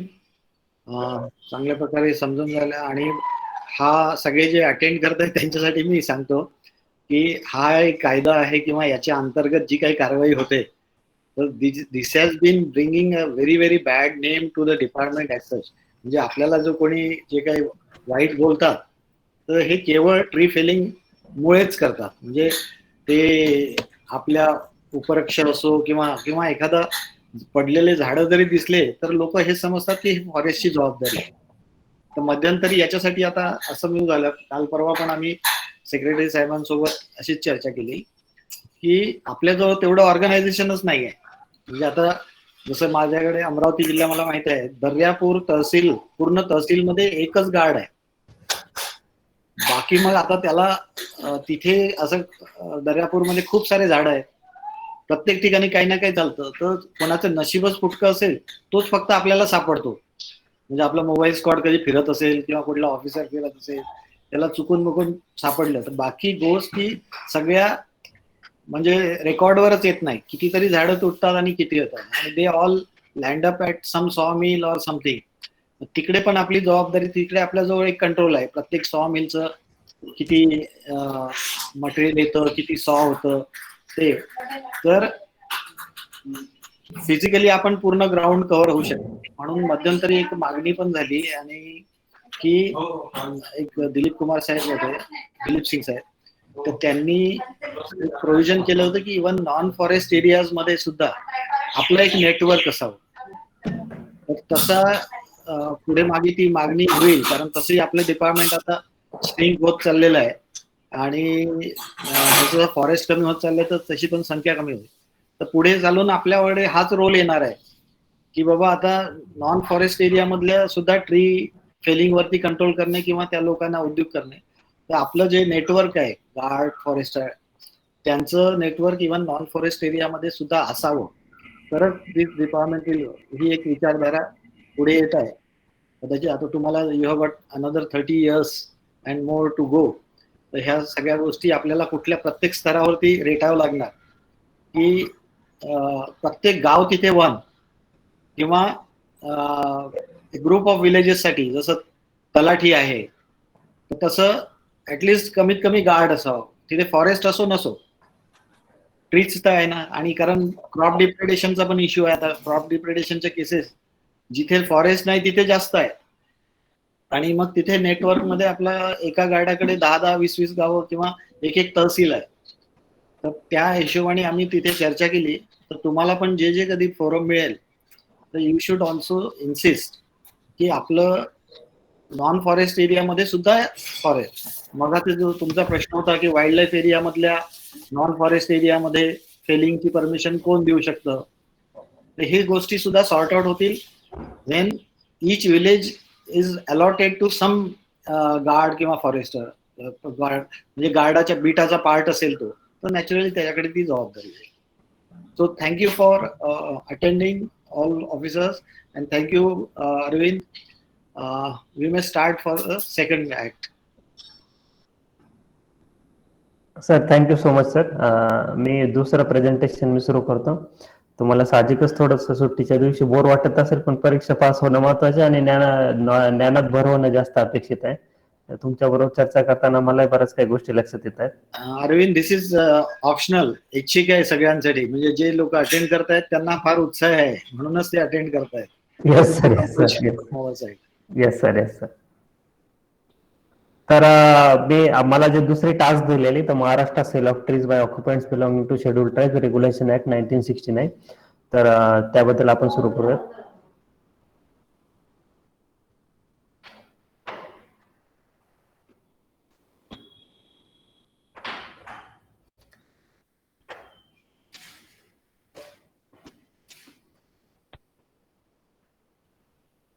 Sir visible आहे सर? हा बरोबर आहे, दिसत आहे. Yes sir, yes sir. तर आपण दुसरा ऍक्ट घेऊयात की याच्यामध्ये पण बऱ्यापैकी आपण पाहिलं तर पुढे प्रश्न पाहूयात की प्रत्येक वेळेस कमीत कमी 5 ते 10 मार्कापर्यंत व्हेरिएशन आहे की आपल्याला परीक्षेमध्ये विचारणारे जे प्रश्न आहेत. तर हा सुद्धा तेवढाच महत्वाचा ऍक्ट आहे. जर आपण हा ऍक्ट व्यवस्थित वाचला, the Maharashtra sale of trees by occupants belonging to schedule tribes regulation act 1969. बऱ्याच वेळा मी फील्डमध्ये असताना लोक याला असं समजतात की हा शेड्यूल ट्राइबची झाडं त्यांच्याकडे असलेलं त्यांच्या होल्डिंग मधले झाडं तोडण्यासंबंधी. हा ऍक्ट तसा नाही, सेल ऑफ ट्रीज बाय ऑक्युपंट्स आहे. म्हणजे त्यांच्या सेलसाठी जी प्रोव्हिजन करून ठेवण्यात आली त्याच्यासाठी हा ऍक्ट आहे. तर हे प्रश्न आहेत की प्रत्येक वेळेस त्याच्यामध्ये एकदा शॉर्ट नोट विचारली गेलेली आहे. त्यानंतर what category of person can seek assistance of collector for sale of trees, म्हणजे साहजिकच आहे की आपल्याला शेड्यूल ट्राइब जे लोक येतील. त्यानंतर पेमेंट शेड्यूल, त्याबद्दल जास्त चर्चा करण्यात आलेली की कशा पद्धतीने पेमेंट शेड्यूल असायला पाहिजे. नंतर 2 डेफिनेशन्स आहेत की कलेक्टर आणि फॉरेस्ट ऑफिसर. तर कलेक्टरची तिकडे आपण डेफिनेशन काय होती, इथे काय होती, आणि फॉरेस्ट ऑफिसरची काय, थोडं कम्पेअर पण करूयात. आणि टाइम शेड्यूल काय असणार आहे पेमेंटचं, तर हे सुद्धा याच्यामध्ये नमूद आहे. म्हणजे पेमेंट शेड्यूल हे जास्त ऍक्ट मध्ये महत्वाचं आहे, तर ते आपण चर्चा करूयात. तर हे ऍक्टचं ऑब्जेक्टिव्ह असं आहे की act to regulate the disposal of tree standing in the holding of person belonging to schedule tribes in the state of Maharashtra. म्हणजे शेड्यूल ट्राइब्सच्या आपल्या लोकांच्या ज्या काही त्यांच्या होल्डिंग मध्ये जे काही झाडं आहेत त्यांचं डिस्पोजल करण्याचं जे रेग्युलेशन आहे ते हे ऍक्ट नुसार होत आहे. आता शेड्यूल ट्राइब्स आपल्याला याच्या डेफिनेशन मध्ये पण नमूद केलेलं आहे की कुठले शेड्यूल ट्राइब्स आहे की जे under article 342 of the constitution of India त्यांच्याकडून जे नमूद केलेले ते शेड्यूल ट्राइब्स आपण याच्यामध्ये चर्चा करत आहोत. तर सर्वात पहिला म्हणजे त्यांचा काही डेफिनेशन्स आहेत जे आपण पुढे त्याच्यामध्ये येतच आहेत. तर सेक्शन 3 जो आहे आपला, तो सेक्शन 3 ने हा सांगतोय की no occupant shall after the appointed day, म्हणजे जो ऍक्ट हा आला त्यानंतर, sale any trees in his holding except with the assistance of the collector or here in after provided. म्हणजे सेल बद्दल बोलले, sale any trees in his holding, तो कुठला व्यक्ती त्या कलेक्टरच्या असिस्टन्स शिवाय, कलेक्टरचे डेफिनेशन पाहिजे याच्यामध्ये काय. तर आपण तिथे काय म्हटलं होतं, कलेक्टर हा रेव्हेन्यू ऑफिसर म्हणून त्याच्यात ट्रीट केला होता. पण याच्यामध्ये बघा, collector includes revenue officer not below the rank of tehsildar or a forest officer not below the rank of range forest officer, specially empowered by the state government to perform all or any of the functions of the collector under this act, and different officers may be empowered to perform different functions or the same function of the collector. म्हणजे यामध्ये कलेक्टरचा scope wide केलेला आहे. आपण collector म्हणजे फक्त revenue officer न समजता किंवा तहसीलदार न समजता याच्यामध्ये range forest officer not below the range of rank of range forest officer. म्हणजे पहिला तर 3-1 आपण असं सांगतो की कुठलाही ऑक्युपंट असेल कलेक्टरच्या परवानगीशिवाय किंवा कलेक्टरच्या असिस्टन्स शिवाय त्यांनी सेल केलेले नाही पाहिजे. त्यानंतर जास्त महत्वाचं की समजा असं काही झालं, त्यांनी कॉन्ट्राव्हेन्शन केलं, वरती नमूद केलं आपण की असं काही सेल झालं तर करत असेल तर ते सगळं इनव्हॅलिड पकडलं जातं. आणि and no person shall fell any trees in persons of any sale of trees which is invalid. म्हणजे जे इनव्हॅलिड असेल अशा पद्धतीने अशा वेळेस कुठल्याही अशा पद्धतीचा shall fail any trees in persons of any sale of trees which is invalid. असं विकणे आणि असं तोडणे हे जे आहे ते हे सगळं इनव्हॅलिड पकडलं जाईल. तर जास्त महत्वाचं आहे की असिस्टन्स कलेक्टरचा घेतल्याशिवाय कुठले झाडं सेल करू शकत नाही. नंतर याच्यामधला सेक्शन 4 सांगतो की sale of trees through forest officers. म्हणजे काय की समजा एखाद्याकडे एनी ऑक्युपंट असेल की त्याच्याकडे हा ऍक्ट समजा लागू झाला, त्यानंतर त्याला त्याचे ट्रीज सेल करायचे तर त्याच्या होल्डिंग मधले, तर तो एक ऍप्लिकेशन करेल कलेक्टरला. कलेक्टरला काय की कलेक्टर म्हणजे आपण आता पाहिलं की revenue officer not below the rank of tahsildar and forest officer not below the rank of range forest officer, की assistance for the sale of trees. म्हणजे माझे झाड तुम्ही मला विकण्यासाठी मदत करायला पाहिजे. मग ते ऍप्लिकेशन ते प्रिस्क्राईब फॉर्म मध्ये देईल तो. त्यानंतर त्याच्यामध्ये पण झाडं जे तोडायची परवानगी आहेत ना, तुम्ही याच्यामध्ये जास्त लक्ष ठेवायला पाहिजे की 1964 अंतर्गतच तुम्हाला झाडं तोडण्याची तो परवानगी देईल. त्याच्यामध्ये नमूद आहे. समजा याच्यामध्ये एक दुसरं पण आहे की and where such permission is deemed to have been granted, की ज्या वेळेस आपण त्याने ऍप्लिकेशन केली 7 दिवसामध्ये परमिशन त्याला देऊ शकलो नाही किंवा एक्नॉलेज केलं नाही, तर अशा वेळेस सुद्धा ती deemed to have been granted. तर ह्या सगळ्यांची कॉपी त्याला त्याच्याबरोबर जोडणे गरजेचं आहे ज्यावेळेस तो ऍप्लिकेशन आपल्याला करेल की माझे झाडं मला सेल करण्यासाठी मदत करायला पाहिजे. तर ज्यावेळेस आपल्याला ऍप्लिकेशन येईल त्या receipt of an application the collector shall after hearing the applicant. इथे पण आपण म्हणणं आहे की प्रत्येक वेळेस ऐकलं त्यांचं आणि त्याच्यामध्ये एन्क्वायरी केली, त्यांना वाटलं की फिट आहे की याचं कसं असिस्टंट द्यायला पाहिजे, आता ते मग फॉरेस्ट ऑफिसर थ्रू त्याला सेलचा असिस्टंट देण्याची प्रोव्हिजन याच्यामध्ये आहे. Assistant sought for should be granted or not for sale of the trees through a forest officer. मग ते डिसाईड करू शकता की याला द्यायचं किंवा नाही द्यायचं. समजा त्यांना वाटलं if the collector decides to grant such assistance may by order direct forest officers who has to secure the maximum price of such trees. म्हणजे ते कलेक्टर त्यांना म्हणजे ऑर्डर देऊ शकतात की आपला उद्देश काय की त्यांना गव्हर्नमेंटच्या बिहाफ मध्ये जास्तीत जास्त प्राइस मिळाली पाहिजे त्या झाडांसाठी, जेणेकरून म्हणजे त्यांना जास्तीत जास्त प्राइस मिळायला हवे. आता म्हणजे हे 2 प्रश्न आपल्या आधी कव्हर झाले होते की आपण आधी काय म्हटलं की कुठल्या कॅटेगरीच्या लोकांसाठी हा ऍक्ट परवानगी मागायला पाहिजे. त्यानंतर दुसरं असं होतं की पेमेंट शेड्यूल काय, की आता हे जास्त महत्वाचं आहे की प्रत्येक वेळी प्रश्न हा आलेलाच आहे की 20% of the net estimated value of the trees to be sold shall be paid within 30 days from the date of the decision for grant of assistance. म्हणजे आपण ज्यावेळेस डिसाईड केलं की ज्यावेळी डिसाईड केलं की आपल्याला यांना असिस्टन्स प्रोव्हाइड करायचं आहे थ्रू कलेक्टर, त्याच्या विदिन 30 days त्याला 20% of the net estimated value. आता फील्डमध्ये ज्या पद्धतीने होतं की आपल्याला ऍव्हरेज मध्ये आपल्याला माहित असतं की ह्या झाडाचे एवढं उत्पन्न आपल्याला येऊ शकतं, आपल्याकडे रेडी रेकनर्स आहेत, मग त्या एस्टिमेटेड व्हॅल्यू नुसार आपण डिसाईड करतो की त्याला 20% amount shall be paid within 30 days from the date of decision. म्हणजे आपण डिसिजन करतो की त्याला ग्रँट ऑफ असिस्टन्स म्हणजे आपण मदत करण्याचे जेव्हा ठरवतो तर तेव्हापासून त्याला 20% आपल्याला ती नेट एस्टिमेटेड व्हॅल्यू द्यावी लागते.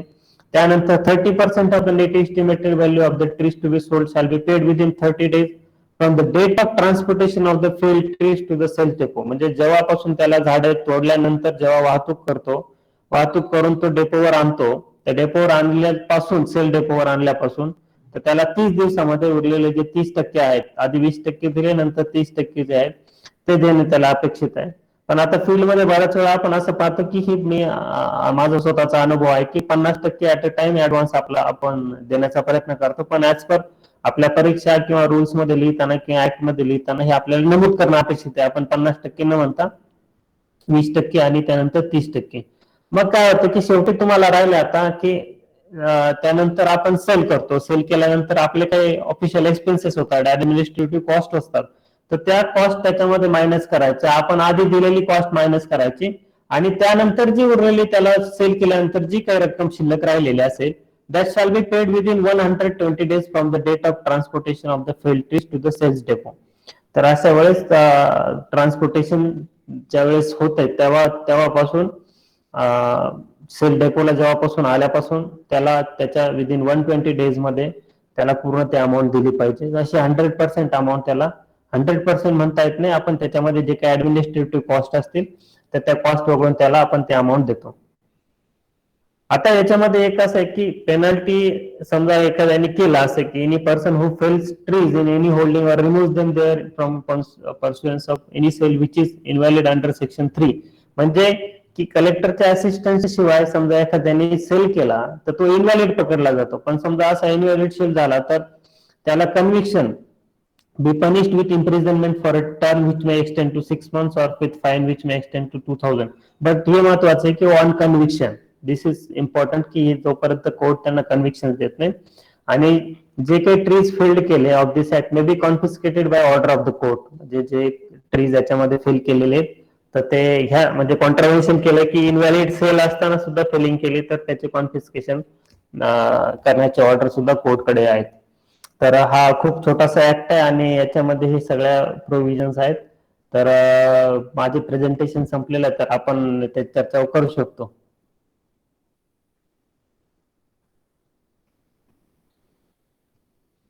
सर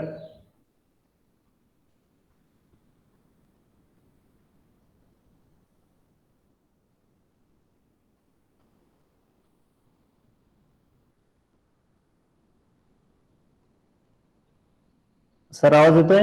हा येतोय. Yes sir, yes sir. नाही, कोणाचा प्रश्न असतील तर विचारा. कोणी काय म्हटलंय की 10-11 इट्स इन सेक्शन 6 कशाचं सांगितलं त्यांनी? आरिफ मदन क्षीरसागर सांगतायत. त्याचा चॅट बॉक्स मध्ये एक मेसेज आहे का इट्स इन सेक्शन 6 कशाबद्दल सांगताय काय लक्षात येत नाही. सर तिथे सेक्शन 5 म्हटलं होतं, त्याच्याऐवजी सेक्शन 6 म्हणायला पाहिजे होतं कुठे? प्रेझेंटेशन मध्ये. ओके ओके, ठीक आहे, थँक्यू. सर बहुतेक ते 6 मध्ये sir. Thanks sir. Yes yes. तर आपल्याला महत्वाचं की हे प्रश्न हा याच्यामध्ये 2-3च प्रश्न विचारले जातात, जरी प्रश्न नाही पण आपण चर्चा सुद्धा करू शकतो. हा जर ऍक्ट आपल्याला परीक्षेसाठी जर आला तर चांगल्या पद्धतीने लिहिता आला पाहिजे की पेमेंट शेड्यूल काय आहे आणि नंतर कशासाठी ऍप्लिकेबल आहे. आणि नोट जर लिहायची ठरली तर आपण नोटमध्ये पहिल्यांदा की ह्या ऍक्ट मध्ये की पहिल्यांदा समजा कोणी इनव्हॅलिड सेल केला ते नमूद करणं अपेक्षित आहे. त्यानंतर आपल्याला त्याला असिस्टन्स देणे अपेक्षित आहे. नंतर त्याला पेमेंट शेड्यूल आहे आणि समजा त्याला काही पेनल्टी असेल तर ती पेनल्टी, म्हणजे 4 गोष्टी तुम्ही नमूद केल्या तर शॉर्ट नोट तुमची याच्यामध्ये होऊन जाईल.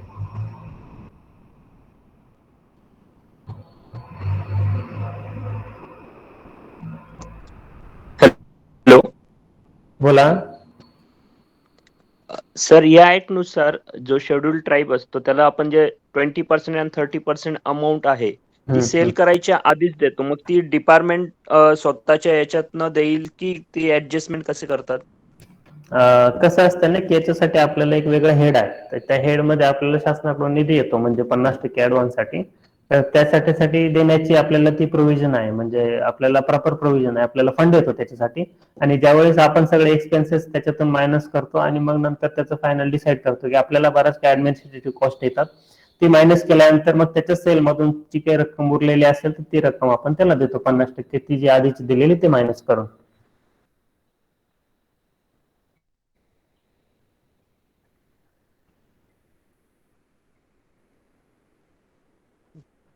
अरे कोर्ट आलं लक्षात आपल्या? Yes sir. पण आपण तो जो काही फेल केलेला माल आहे तो किती, त्याची कॉस्ट किती येईल किंवा उत्पन्न किती येईल हे आधी गृहीत धरून ते त्यांना देणार आहोत. त्याची किंमत आधीच काढायची स्टँडर्ड रेटने की ऍक्च्युअल जेवढ्याला विकलं जाईल ती गृहीत धरून त्याला 50% द्यायचे? आपण विकल्याची प्रोसेस नंतर होते ना, त्यामुळे आपण आधीच नाही डिसाईड करू शकत की ह्या मालाला किती किंमत येऊ शकते. तर आपले जे रेट्स आहेत त्यानुसार आपण डिसाईड करतो की आतापर्यंत आपल्याला कसा रेट प्राप्त झालेला आहे. त्या रेडिरेक्शनल रेट मध्ये आपल्याला असल्यामुळे आपण त्याच्यातून डिसाईड करतो की त्याला एवढी देतो. समजा इन केस आपण सेल केल्यानंतर त्याला बऱ्याच वेळा असं पाहतो की त्या सेल अमाऊंट आपल्याला जास्तच मिळतात बऱ्याच वेळा, आणि त्यानंतर मग त्याला आपले जे काही कॉस्ट वगळून आणि 50% आधी दिले ते वगळून मग ती उर्वरित रक्कम आपण त्याला देतो. Yes sir, thank you. आपले अपसेट ठरवायसाठी आपल्या जो ऑलरेडी रेट्स दिलेले असतात, म्हणजे जे आपले रेग्युलर डेपोवर चालतात, तर सीएफनी किंवा सीसीएफनी अप्रूव्ह करून दिलेले रेट्स असतात. तो जो माल आहे त्याची लांबी, गोलाई, ग्रेड पकडून आपण ऑलरेडी अपसेट तयार करतो. त्याच्या अकॉर्डिंगली आपण 50% त्याला देतो. आणि ज्यावेळी ऍक्च्युअल सेल होईल तर तसं अरविंदने सांगितलं की आधी दिलेले पैसे वजा करून आपले जे खर्च आहे तो वजा करून मग उरलेली रक्कम आपण त्याला देतो. Yes sir, thank you sir. इतर कोणाचे काही प्रश्न आहेत का? हा सर, एवढा किचकट ऍक्ट नाही म्हणून बऱ्याच लोकांना काही प्रश्न असतील तर चांगलेच आहे, पण मग परीक्षेत आल्यावर मिळायला चांगलं जमलं पाहिजे, ते महत्वाचा उद्देश आहे सध्या. परीक्षे व्यतिरिक्त माझा सगळ्यांना रिक्वेस्ट आहे, हा ऍक्ट पूर्णतः समजून घ्या. आणि अनफॉर्च्युनेटली पूर्ण राज्यातच, म्हणजे मी एका कुठल्या एरियाचं सिलेक्शन नाही करत आहे, माझ्या जेवढा काही अनुभव आहे त्याच्यात असं दिसलं की इट इज मोस्ट निग्लेक्टेड. म्हणजे I treat this is one of your duties. म्हणजे आपल्यावरती शासनाने विश्वास टाकून की त्या आदिवासीचं काही भलं करायचं असेल तर ते फॉरेस्ट ऑफिसरला करता येईल, म्हणून ह्या कायद्यामध्ये आपल्यावरती जबाबदारी टाकलेली आहे. अनफॉर्च्युनेटली कोणीही इनिशिएटिव्ह घेऊन कुठल्याही आदिवासीचं संपूर्ण प्रकरण आपलं स्वतःचं प्रकरण आहे, म्हणजे डिपार्टमेंटचं काम आहे असं समजून कोणी हाताळत नाही. कारण याच्यामध्ये हे काय म्हणतात, ते घरच्या भाकरीवर लष्कराचे काम करणे तसलं प्रकार आहे असं समजून कोणी याच्यामध्ये हात घालत नाही, कोणी करत नाही. परंतु if at all it is possible, तर आपण जर खरोखर ट्रायबलच्या वेलफेअरच्या दृष्टीने विचार केला तर हा कायदा याच्यासाठी बनलाय की त्यांचं एक्सप्लॉयटेशन होऊ नये. अनफॉर्च्युनेटली आता सगळीकडे होतं की कोणतरी मिडलमॅन त्यांचं प्रकरण आणतो, तोच परस्यू करतो, तोच हे करतो शेवटपर्यंत. आणि जो काही माझा यवतमाळचा अनुभव आहे आता, त्यात माझ्या लक्षात आलं की त्या माणसाचं 2 लाखाचं वर्थ लाकूड असेल तर तो 1 लाखालाच त्याला विकावं लागतं, कारण तो तेवढी धावपळ करणार नाही आणि डिपार्टमेंट ते धावपळ करायला तयार नाही. म्हणजे who is earning is the middle person, म्हणजे जो कोणी मधला.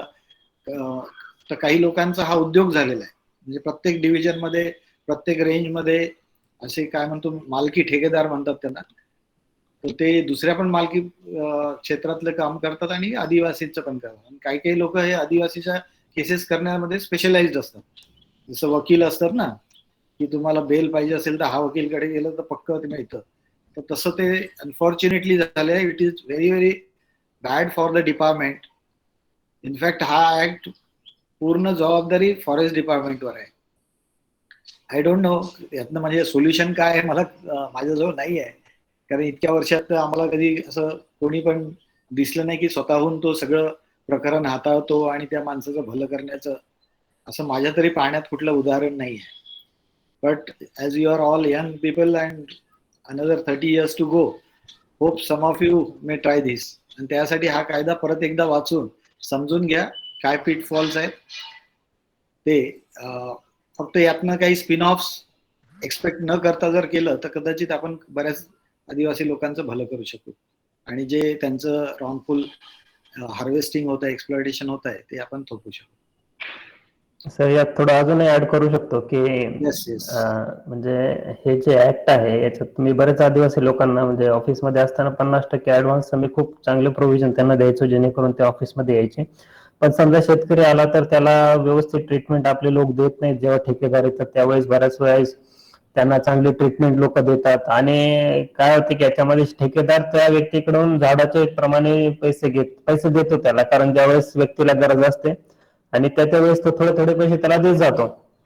आणि काय होतं की ज्यावेळेस सेल होतो त्यावेळेस आपण गन मीटर मध्ये सेल करतो, चांगली प्राइस येते, तर त्या व्यक्तीला जवळजवळ म्हणजे सर सांगितल्याप्रमाणे 2 लाखापैकी 1 लाख सुद्धा मिळत नाही, त्याला 60,000 रुपये साधारणतः असे काहीतरी मिळतात. आणि जे पैसे ऑलरेडी त्याला ठेकेदारांनी काहीतरी ऍडव्हान्स मध्ये दिलेले राहतात त्याच्यातूनच काढून देतात. आणि काही अशा ठिकाणी असं पण आहे की त्या शेतकऱ्याचा अकाउंट नंबर ओपन करून त्या अकाउंट नंबरचा सगळा एटीएम कार्ड वगैरे ते ठेकेदार स्वतःकडे ठेवतात आणि मग ते तो पैसा सुद्धा शेतकऱ्याला कळत नाही. म्हणजे एवढ्या परिस्थितीपर्यंत आहे. म्हणजे ऍक्ट असून सुद्धा आपण खरंच आपण आपली पेंट करत आहोत का शेड्यूल ट्राईबचं त्यांच्या होल्डिंग मधल्या झाडांचं, ते जास्त गरजेचा विचार करणं येते. नमस्कार सर. येस, बोला मॅडम. सर, आमच्याकडे म्हणजे ठाणा एरियामध्ये बऱ्याचदा असं पाहायला मिळतं, म्हणजे जे FR चे प्लॉट्स वगैरे आपले मंजूर झालेले आहेत किंवा मंजूर जे झालेले नाहीत अशा एरियामध्ये पण खैराचे जे झाडं आहेत, जे मोठे बुंदे आहेत, तर ते रातोरात तोडले जातात आणि आदिवासी एरियातले, आणि ते रात्रीचेच ट्रान्सपोर्ट केले जातात. मग 2-4 दिवसानंतर तो आदिवासी व्यक्ती पर्टिक्युलर एक तक्रार अर्ज आपल्या ऑफिसला देतो की माझ्या शेतातून अशा प्रकारची चोरतूट झालेली आहे. पण बऱ्याचदा असं लक्षात येतं की हा माल किंवा हे झाड त्यांनी स्वतःच विकलेलं आहे आणि त्यानंतर परत तो तक्रार अर्ज देतो. मग अशा वेळेस काय करायला पाहिजे? आपल्याला त्याच्यामध्ये प्रोव्हिजन दिलेली की पेनल्टी जरी त्यांनी स्वतः तुमच्या लक्षात येत असेल तरी आपण हे प्रकरण न्यायालयाच्या निदर्शनास आणू, आणि त्याच्यामध्ये सुद्धा प्रोव्हिजन दिलेले की 6 महिन्यापर्यंत, आणि त्याच्यामध्ये फाईनच्या प्रोव्हिजन दिलेल्या आहेत. तर ते आपल्याला कोर्टासमोर निदर्शनास आणून, बाकी दुसऱ्या कुठल्या प्रोव्हिजन याच्यात नाहीयेत. सर, कारण FRA चा प्लॉट मंजूर किंवा नामंजूर प्लॉट जो असतो तो आपल्या फॉरेस्ट लगतच असतो. तो त्याच्या शेतातलं एक झाड आणि फॉरेस्ट मधले 3 झाड सोबत तोडून त्याच्या स्वतःच्या झाडासोबत हे पण झाड रातोरात भरून जातात. मग अशा वेळेस त्यांना पण पायबंद घालणं गरजेचं आहे ना? येस, साहजिक आहे. जेव्हा फॉरेस्ट मधून तोडत आहे तर त्यावेळेस आपली नॉर्म्स आपल्याला माहितच आहे की कुठल्या IFA अंतर्गत आपल्याला काय कारवाई करायला पाहिजे, आणि ज्यावेळेस तो तसाही तोडत आहे तर तसे सुद्धा आपल्याला प्रोव्हिजन्स आहेत. म्हणून आपण त्या सगळं, पण लोक कॉग्निझन्स घेत नाही मॅडम. तुम्ही म्हणता ना की हे सगळं आहे, पण आपले लोक फील्ड मधल्यांनी या गोष्टीचा व्यवस्थित जर कॉग्निझन्स घेतला तर आपल्याला याच्या पुढे ऍक्शन्स घेता येतात. सर, याच्यामध्ये समजा FRA मध्ये मंजूर असेल दावा, तर ते तर झाडं तोडता येत नाही, फेली परमिशन देता येत नाही सर त्याला. पण समजा FRA मध्ये दावा नसेल आणि त्याच्या स्वतःच्या मालकीची झाडे असतील तर ऍज अ ट्री ऑफिसर आम्ही त्याच्यावर ट्री फेलिंग ऍक्टनुसार कारवाई करू, म्हणजे विदाउट परमिशन वगैरे वगैरे. परंतु जर माल त्याच्यातून वाहतूक झालेला असेल आणि तो त्याच्या स्वतःच्या मालकीचा असेल, त्याच्यामध्ये फॉरेस्ट डिपार्टमेंट मधून काही करायला आम्हाला स्कोप नाही राहणार, कारण ते खाजगी त्याची स्वतःची मालकी आहे सर. अशा वेळेस तो पोलीस स्टेशनला जाईल आणि त्याला जे काही न्यायालयीन मार्ग आहेत आपण जसे म्हणले आहेत सर, तशा पद्धतीने करता येईल सर त्याला. येस, बरोबर.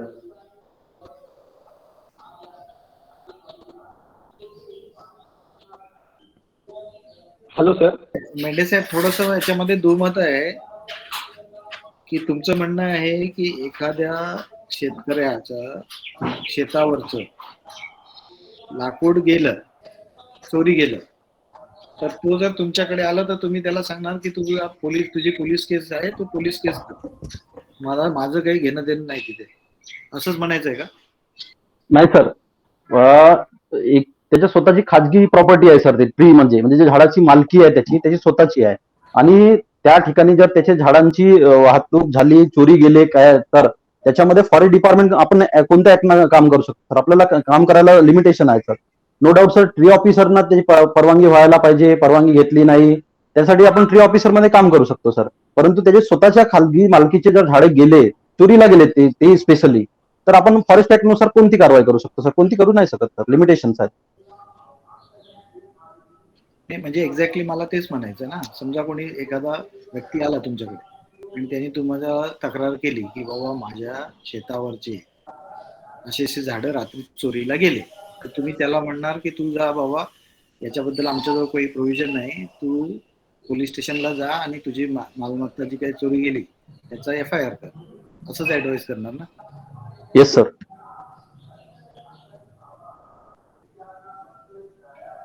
आणि ते जर सपोज नोटिफाईड ट्री असेल, स्पीसीज असेल तर सर तरी पण ते त्याची खाजगी मालकी असल्यामुळे झाडांची जर समजा चोरी झाली त्याच्यामध्ये आपण काय करणार, काय करू शकणार नाही, कारण ते स्वतःची गव्हर्नमेंट प्रॉपर्टी नाही सर, ते स्वतःची मालकी आहे. आपल्याला सर रिस्ट्रिक्शन फेलिंगवर आहेत सर, फेलिंग ऍक्ट नुसार. नाही, फेलिंग आहे, वाहतूक आहे, चिराण आहे, तर ह्या कुठल्या तरी याच्यामध्ये तुम्हाला अधिकार आहेच. You cannot share your responsibility की बाबा ते तुझं झालं ते आम्हाला काही सांगू नका, कारण आपली बाकीची जी यंत्रणा आहे, बाकीच्या ट्रान्सपोर्ट मध्ये तुमचे रिस्ट्रिक्शन आहे, तुमचे नाके आहे, नंतर तुमच्याकडे सॉ मिल आहे जिथे ते चिरायला जाईल, किंवा कोणी समजा त्या सपोज खैराचं लाकूड आहे ते कुठल्या फॅक्टरीमध्ये जात असेल तिथे पण कंट्रोल. म्हणजे it is not that we don't have any authority. You have to see की कशा पद्धतीने आता एखाद्या माणसाने इन्फॉर्मेशन दिलं तुम्हाला तर त्याला कुठल्या पद्धतीने तुम्हाला हे टॅकल करता येईल. आणि बऱ्याचदा असं होतं की दिस पर्टिक्युलर केसमध्ये तुम्ही त्याच्या अपयशी राहाल की तुम्हाला तो फायनली मिळणार नाही. पण if you don't pursue even this case पुढे असे केसेस होत राहतात. So whatever little bit information is provided to you, तर तुमच्याकडे ज्या काही ॲव्हेन्यूज आहे हे मान्य आहे मला की त्याच्या शेतावरचं गेलं, चोरी गेलं, त्याच्याबद्दल आपल्याजवळ प्रोव्हिजन नाही. पण वाहतूकमध्ये प्रोव्हिजन आहे, सॉ मिलवरती कंट्रोल करण्यामध्ये प्रोव्हिजन आहे, त्याचं अजून कुठे कन्व्हर्शन होत असेल कुठल्या पद्धतीने तर त्याच्यावर आपला कंट्रोल आहे. So if we are able to tap at any stage तर we can provide the person relief त्या प्रोसेसमध्ये. आणि ऑफकोर्स पोलीस स्टेशनला तर त्यांनी तक्रार द्यायचीच आहे. Hello sir. Yes sir. Sir याच्यामध्ये थोडंसं मी ऍड करतो sir.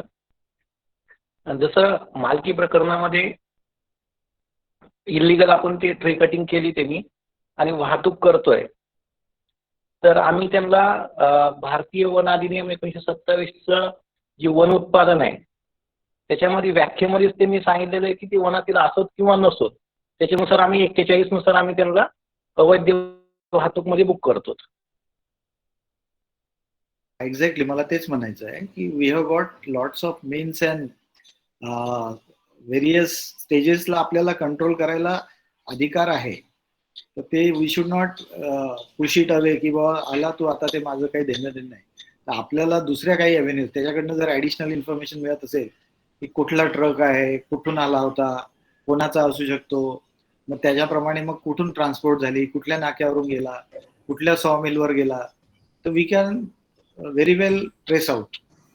So we should be more concerned about it so that याचा ॲडव्हान्टेज घेऊन मग हळूहळू मग ते जंगलातलं पण ते जसं माझ्या मॅडमने सांगितलं की शेतावरची चोरी जातात मग आपल्या बाजूच्या जंगलातलं पण जाते. तो तुम्हाला म्हणजे ऍक्च्युली मी मगाशी म्हटलं की ॲज ए सोशल रेप्युटेशन एक कुठलंही झाड ट्रक भरून जात असेल, तो लिगल असो इलिगल असो, लोक आपल्याकडेच पाहतात, बघा हे ट्रक भरून चाललंय. म्हणजे overall name is put to forest department. Unfortunately आपलं ते डिपार्टमेंट छोटं छोटं होत चाललं त्यामुळे, पण at all forums we should raise this. आणि पुढे आपल्यावर जबाबदारी येणारच आहे. जसं क्रॉप डिप्रेडेशनची जबाबदारी आली, आता त्या हेरिटेज ट्रीचं जबाबदारी हळूहळू आपल्याकडेच सरकेल, कारण दुसरं कुठलं डिपार्टमेंट एवढं सक्षम नाही. तर this is an opportunity where the department can grow. जसं आदिवासींच्या झाडांबद्दल मी बोलत होतो, आदिवासींच्या शेतावरचे झाडं कापून विक्री करणे त्याची जबाबदारी आपल्यावर आहे, पण त्यासाठी स्पेशल स्टाफ नाही आहे. आणि म्हणून ते बरंचसं आपण त्याला म्हणतो की कोण करेल हे जास्तीचं काम, मला माझं काम नाही पुरत आणि हे कुठं आहे. तर अशा या फोरम्स आहेत ज्याच्यामध्ये डिपार्टमेंटला अधिक स्टाफ मिळवणे आणि त्याचं, पण we have to take up that responsibility, तरच ते पुढे चालेल.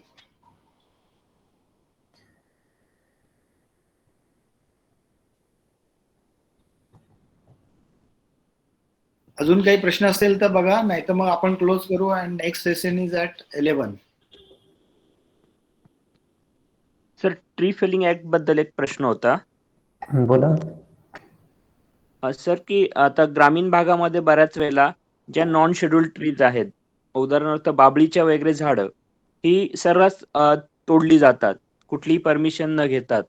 आणि तर मग यांना 5 मधनं जी झाडं अशी आहेत की त्यांना टीपी मधून एक्सक्लूड केले आहे, तर अशा झाडांना तोडायला परमिशन घेतली पाहिजे का? आणि जर घेतली नसेल तर आपण कशी कारवाई करू शकतो? बघा, 5 मधून तुम्हाला परमिशन काही एक्सक्लूड आहेत काही झाडं, पण तुम्हाला परमिशन फेलिंग परमिशन पासून एक्सक्लूड नाही आहेत. तर ते जास्त महत्वाचं आहे तुम्हाला की जे गोष्टी 5 मधून एक्सक्लूड आहेत पण परमिशन मधून एक्सक्लूड नाही, तर त्यांना तुम्हाला प्रॉपर परमिशन घेऊनच त्यांना फेलिंग करावं लागतील. आणि मग समजा परमिशन फेलिंग विदाउट फेलिंग केली असेल तर आपल्याला आपले पेनल्टीज आहेत की कुठल्या प्रकारे त्याला आपण त्याच्यावर घेऊ शकतो. तर मला वाटतं मी तुम्हाला व्यवस्थित सांगितलंय की काय करता येईल त्याच्यामध्ये. Yes sir. हॅलो हा बोला. सर, ट्री फेलिंग ऍक्ट बद्दल एक प्रश्न होता. बोला ना.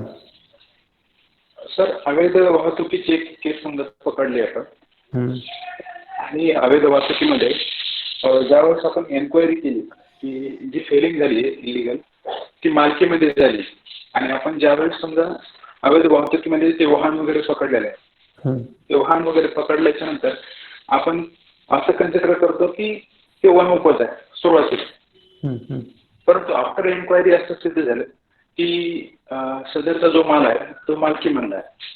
तर त्याचं कंपाऊंडिंग प्रूव्ह झाल्याच्या नंतर, एन्क्वायरीच्या नंतर प्रूव्ह झाल्याच्या नंतर मालकीमधलंच आहे, तर त्याची कंपाऊंडिंग ही आयएफओकडेच राहणार का अदर कोणत्या व्यक्ती?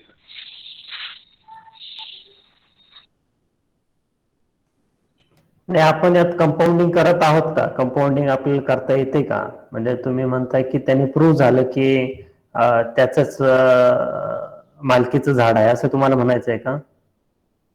सर नाही, मालकीमधलं आहे सर त्याच्या, असं म्हणायचं.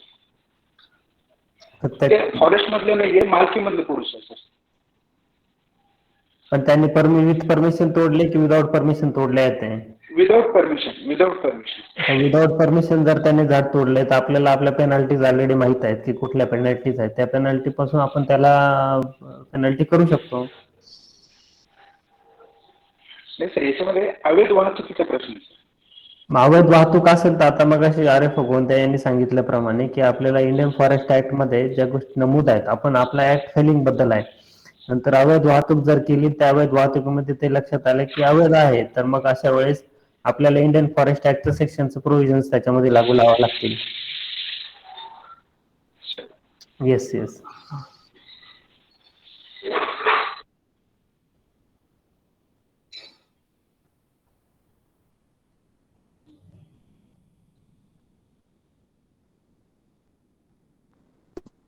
सर, आदिवासींचे जे काही झाडं असतील ती त्यांनी असिस्टंट मागल्यानंतरच आपण त्यांना असिस्टंट करायचं आहे की ते आपल्यावरती कंपल्शन आहे?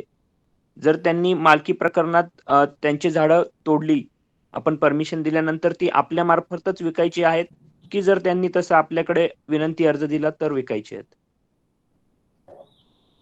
ते आपल्याला असिस्टन्स मागतील, कारण ते असिस्टन्स, आणि त्यासाठी आपल्याला त्यांना जागरूक करणं अपेक्षित आहे की असे प्रोव्हिजन्स आपल्याकडे शासनाचे आहेत की तुमच्या लाकडाला जास्तीत जास्त, आपल्याला काय करत आहोत आपण की जास्तीत जास्त प्राइस मिळावी त्यांच्या लाकडाला, म्हणून हा प्रयत्न सगळा करत आहोत की आपण त्या शेड्यूल ट्राईबच्या लोकांना त्यांच्या झाडं जे आहेत, त्यांच्या होल्डिंग मधले जी झाड आहेत त्या झाडांना जास्तीत जास्त किंमत मिळावी, मार्केट रेट मिळावा, म्हणून आपण करत आहोत. म्हणून आपण त्यांना कळवायला हवं की हे असिस्टन्स आहे. आणि आता माझ्या मते सगळ्यांना माहित आहे, पण असं मला कुठे प्रकरण मला स्वतःने दिसलं की लोक हे मागत नाहीत, त्यामुळे बऱ्यापैकी लोकांना माहित झाले की असिस्टन्स असा मागितला पाहिजे, आणि मागितल्यावरच आपण कॉग्निजन्स त्याचं घेतोय. नाही, दुसरा अल्टरनेटिव्ह नाही ना, तो स्वतःहून तोडून स्वतःहून, त्याच्याजवळ दुसरा अल्टरनेटिव्ह पण नाही आहे. There is no other way. म्हणजे तो स्वतःहून ते करेल सगळं असं नाहीच आहे ना. He has to come to you. Excuse me sir, नमस्कार. यापूर्वी एक जो प्रश्न आला होता त्याच्याबद्दल मला एक जे वाटते मत ते मी व्यक्त करतो, ते बरोबर आहे की नाही थोडं कन्फर्म करा सर. आता जो प्रश्न आला होता की अवैध वाहतूक होताना आपण माल पकडला होता आणि नंतर आपल्याला इन्क्वायरीमध्ये कळालं की ते मालकी क्षेत्रातून आलेलं आहे, पण त्याची परवानगी घेतलेली नव्हती. अशा वेळी आपण जी तोड झाली ती विनापरवानगी केली असल्यामुळे त्याच्यावर जी कारवाई करणार तोडीबद्दल ती आपण ट्री फेलिंग ऍक्टनुसार करणार, आणि अवैध वाहतुकीचा जो गुन्हा आहे तो कंपाऊंड करण्यासाठी अधिकृत अधिकारी आहेत त्यांच्याकडे आपण केस सबमिट करणार. अशी कारवाई बरोबर होईल असं मला वाटतं. ते थोडंसं कन्फर्म करा सर प्लीज. करेक्ट आहे. करेक्ट. आणि प्राधिकृत अधिकारी ऍज पर इंडियन फॉरेस्ट ऍक्टच होतील ना, त्याच्याशिवाय दुसरे प्राधिकृत अधिकारी नाही. बरोबर का देवा साहेब? Yes sir, thank you sir. Okay.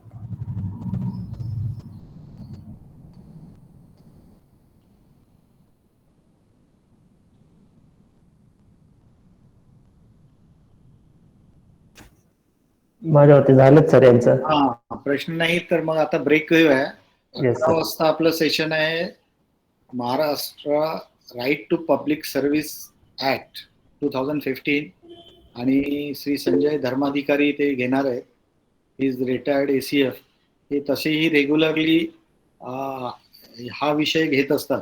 म्हणजे आपले वेगवेगळे जे ग्रुप्स आहेत फॉरेस्टचे, आणि एक जे 3 एक्सपर्ट्स आहेत आपल्याकडे, धोंगडे साहेब, धर्माधिकारी साहेब, पांडे साहेब, ते हे वेगवेगळे विषय घेतात. त्यातले हे धर्माधिकारी साहेब आहेत. हा विषय त्यांनी आधी पण शिकवलाय आणि आपल्या परीक्षार्थींसाठी हा उपयोगी राहील. 11 वाजता परत जॉईन करूया. So thank you Arvind, thank you for elaborate presentation. आणि परीक्षार्थींना सुद्धा त्यांचा आभार, त्यांनी ऐकून घेतलं हे सगळं. आणि दोन्ही कायदे समजून घ्या, सोपेच आहे, छोटेच आहे, पण जेवढं तुम्ही आत्मसात कराल तेवढं तुम्हाला उपयोगी राहील, not only for exam as well as for your whole service. So thank you all. Will meet again at 11. Thank you so much sir. Thank you Arvind. Thank you sir. Thank you.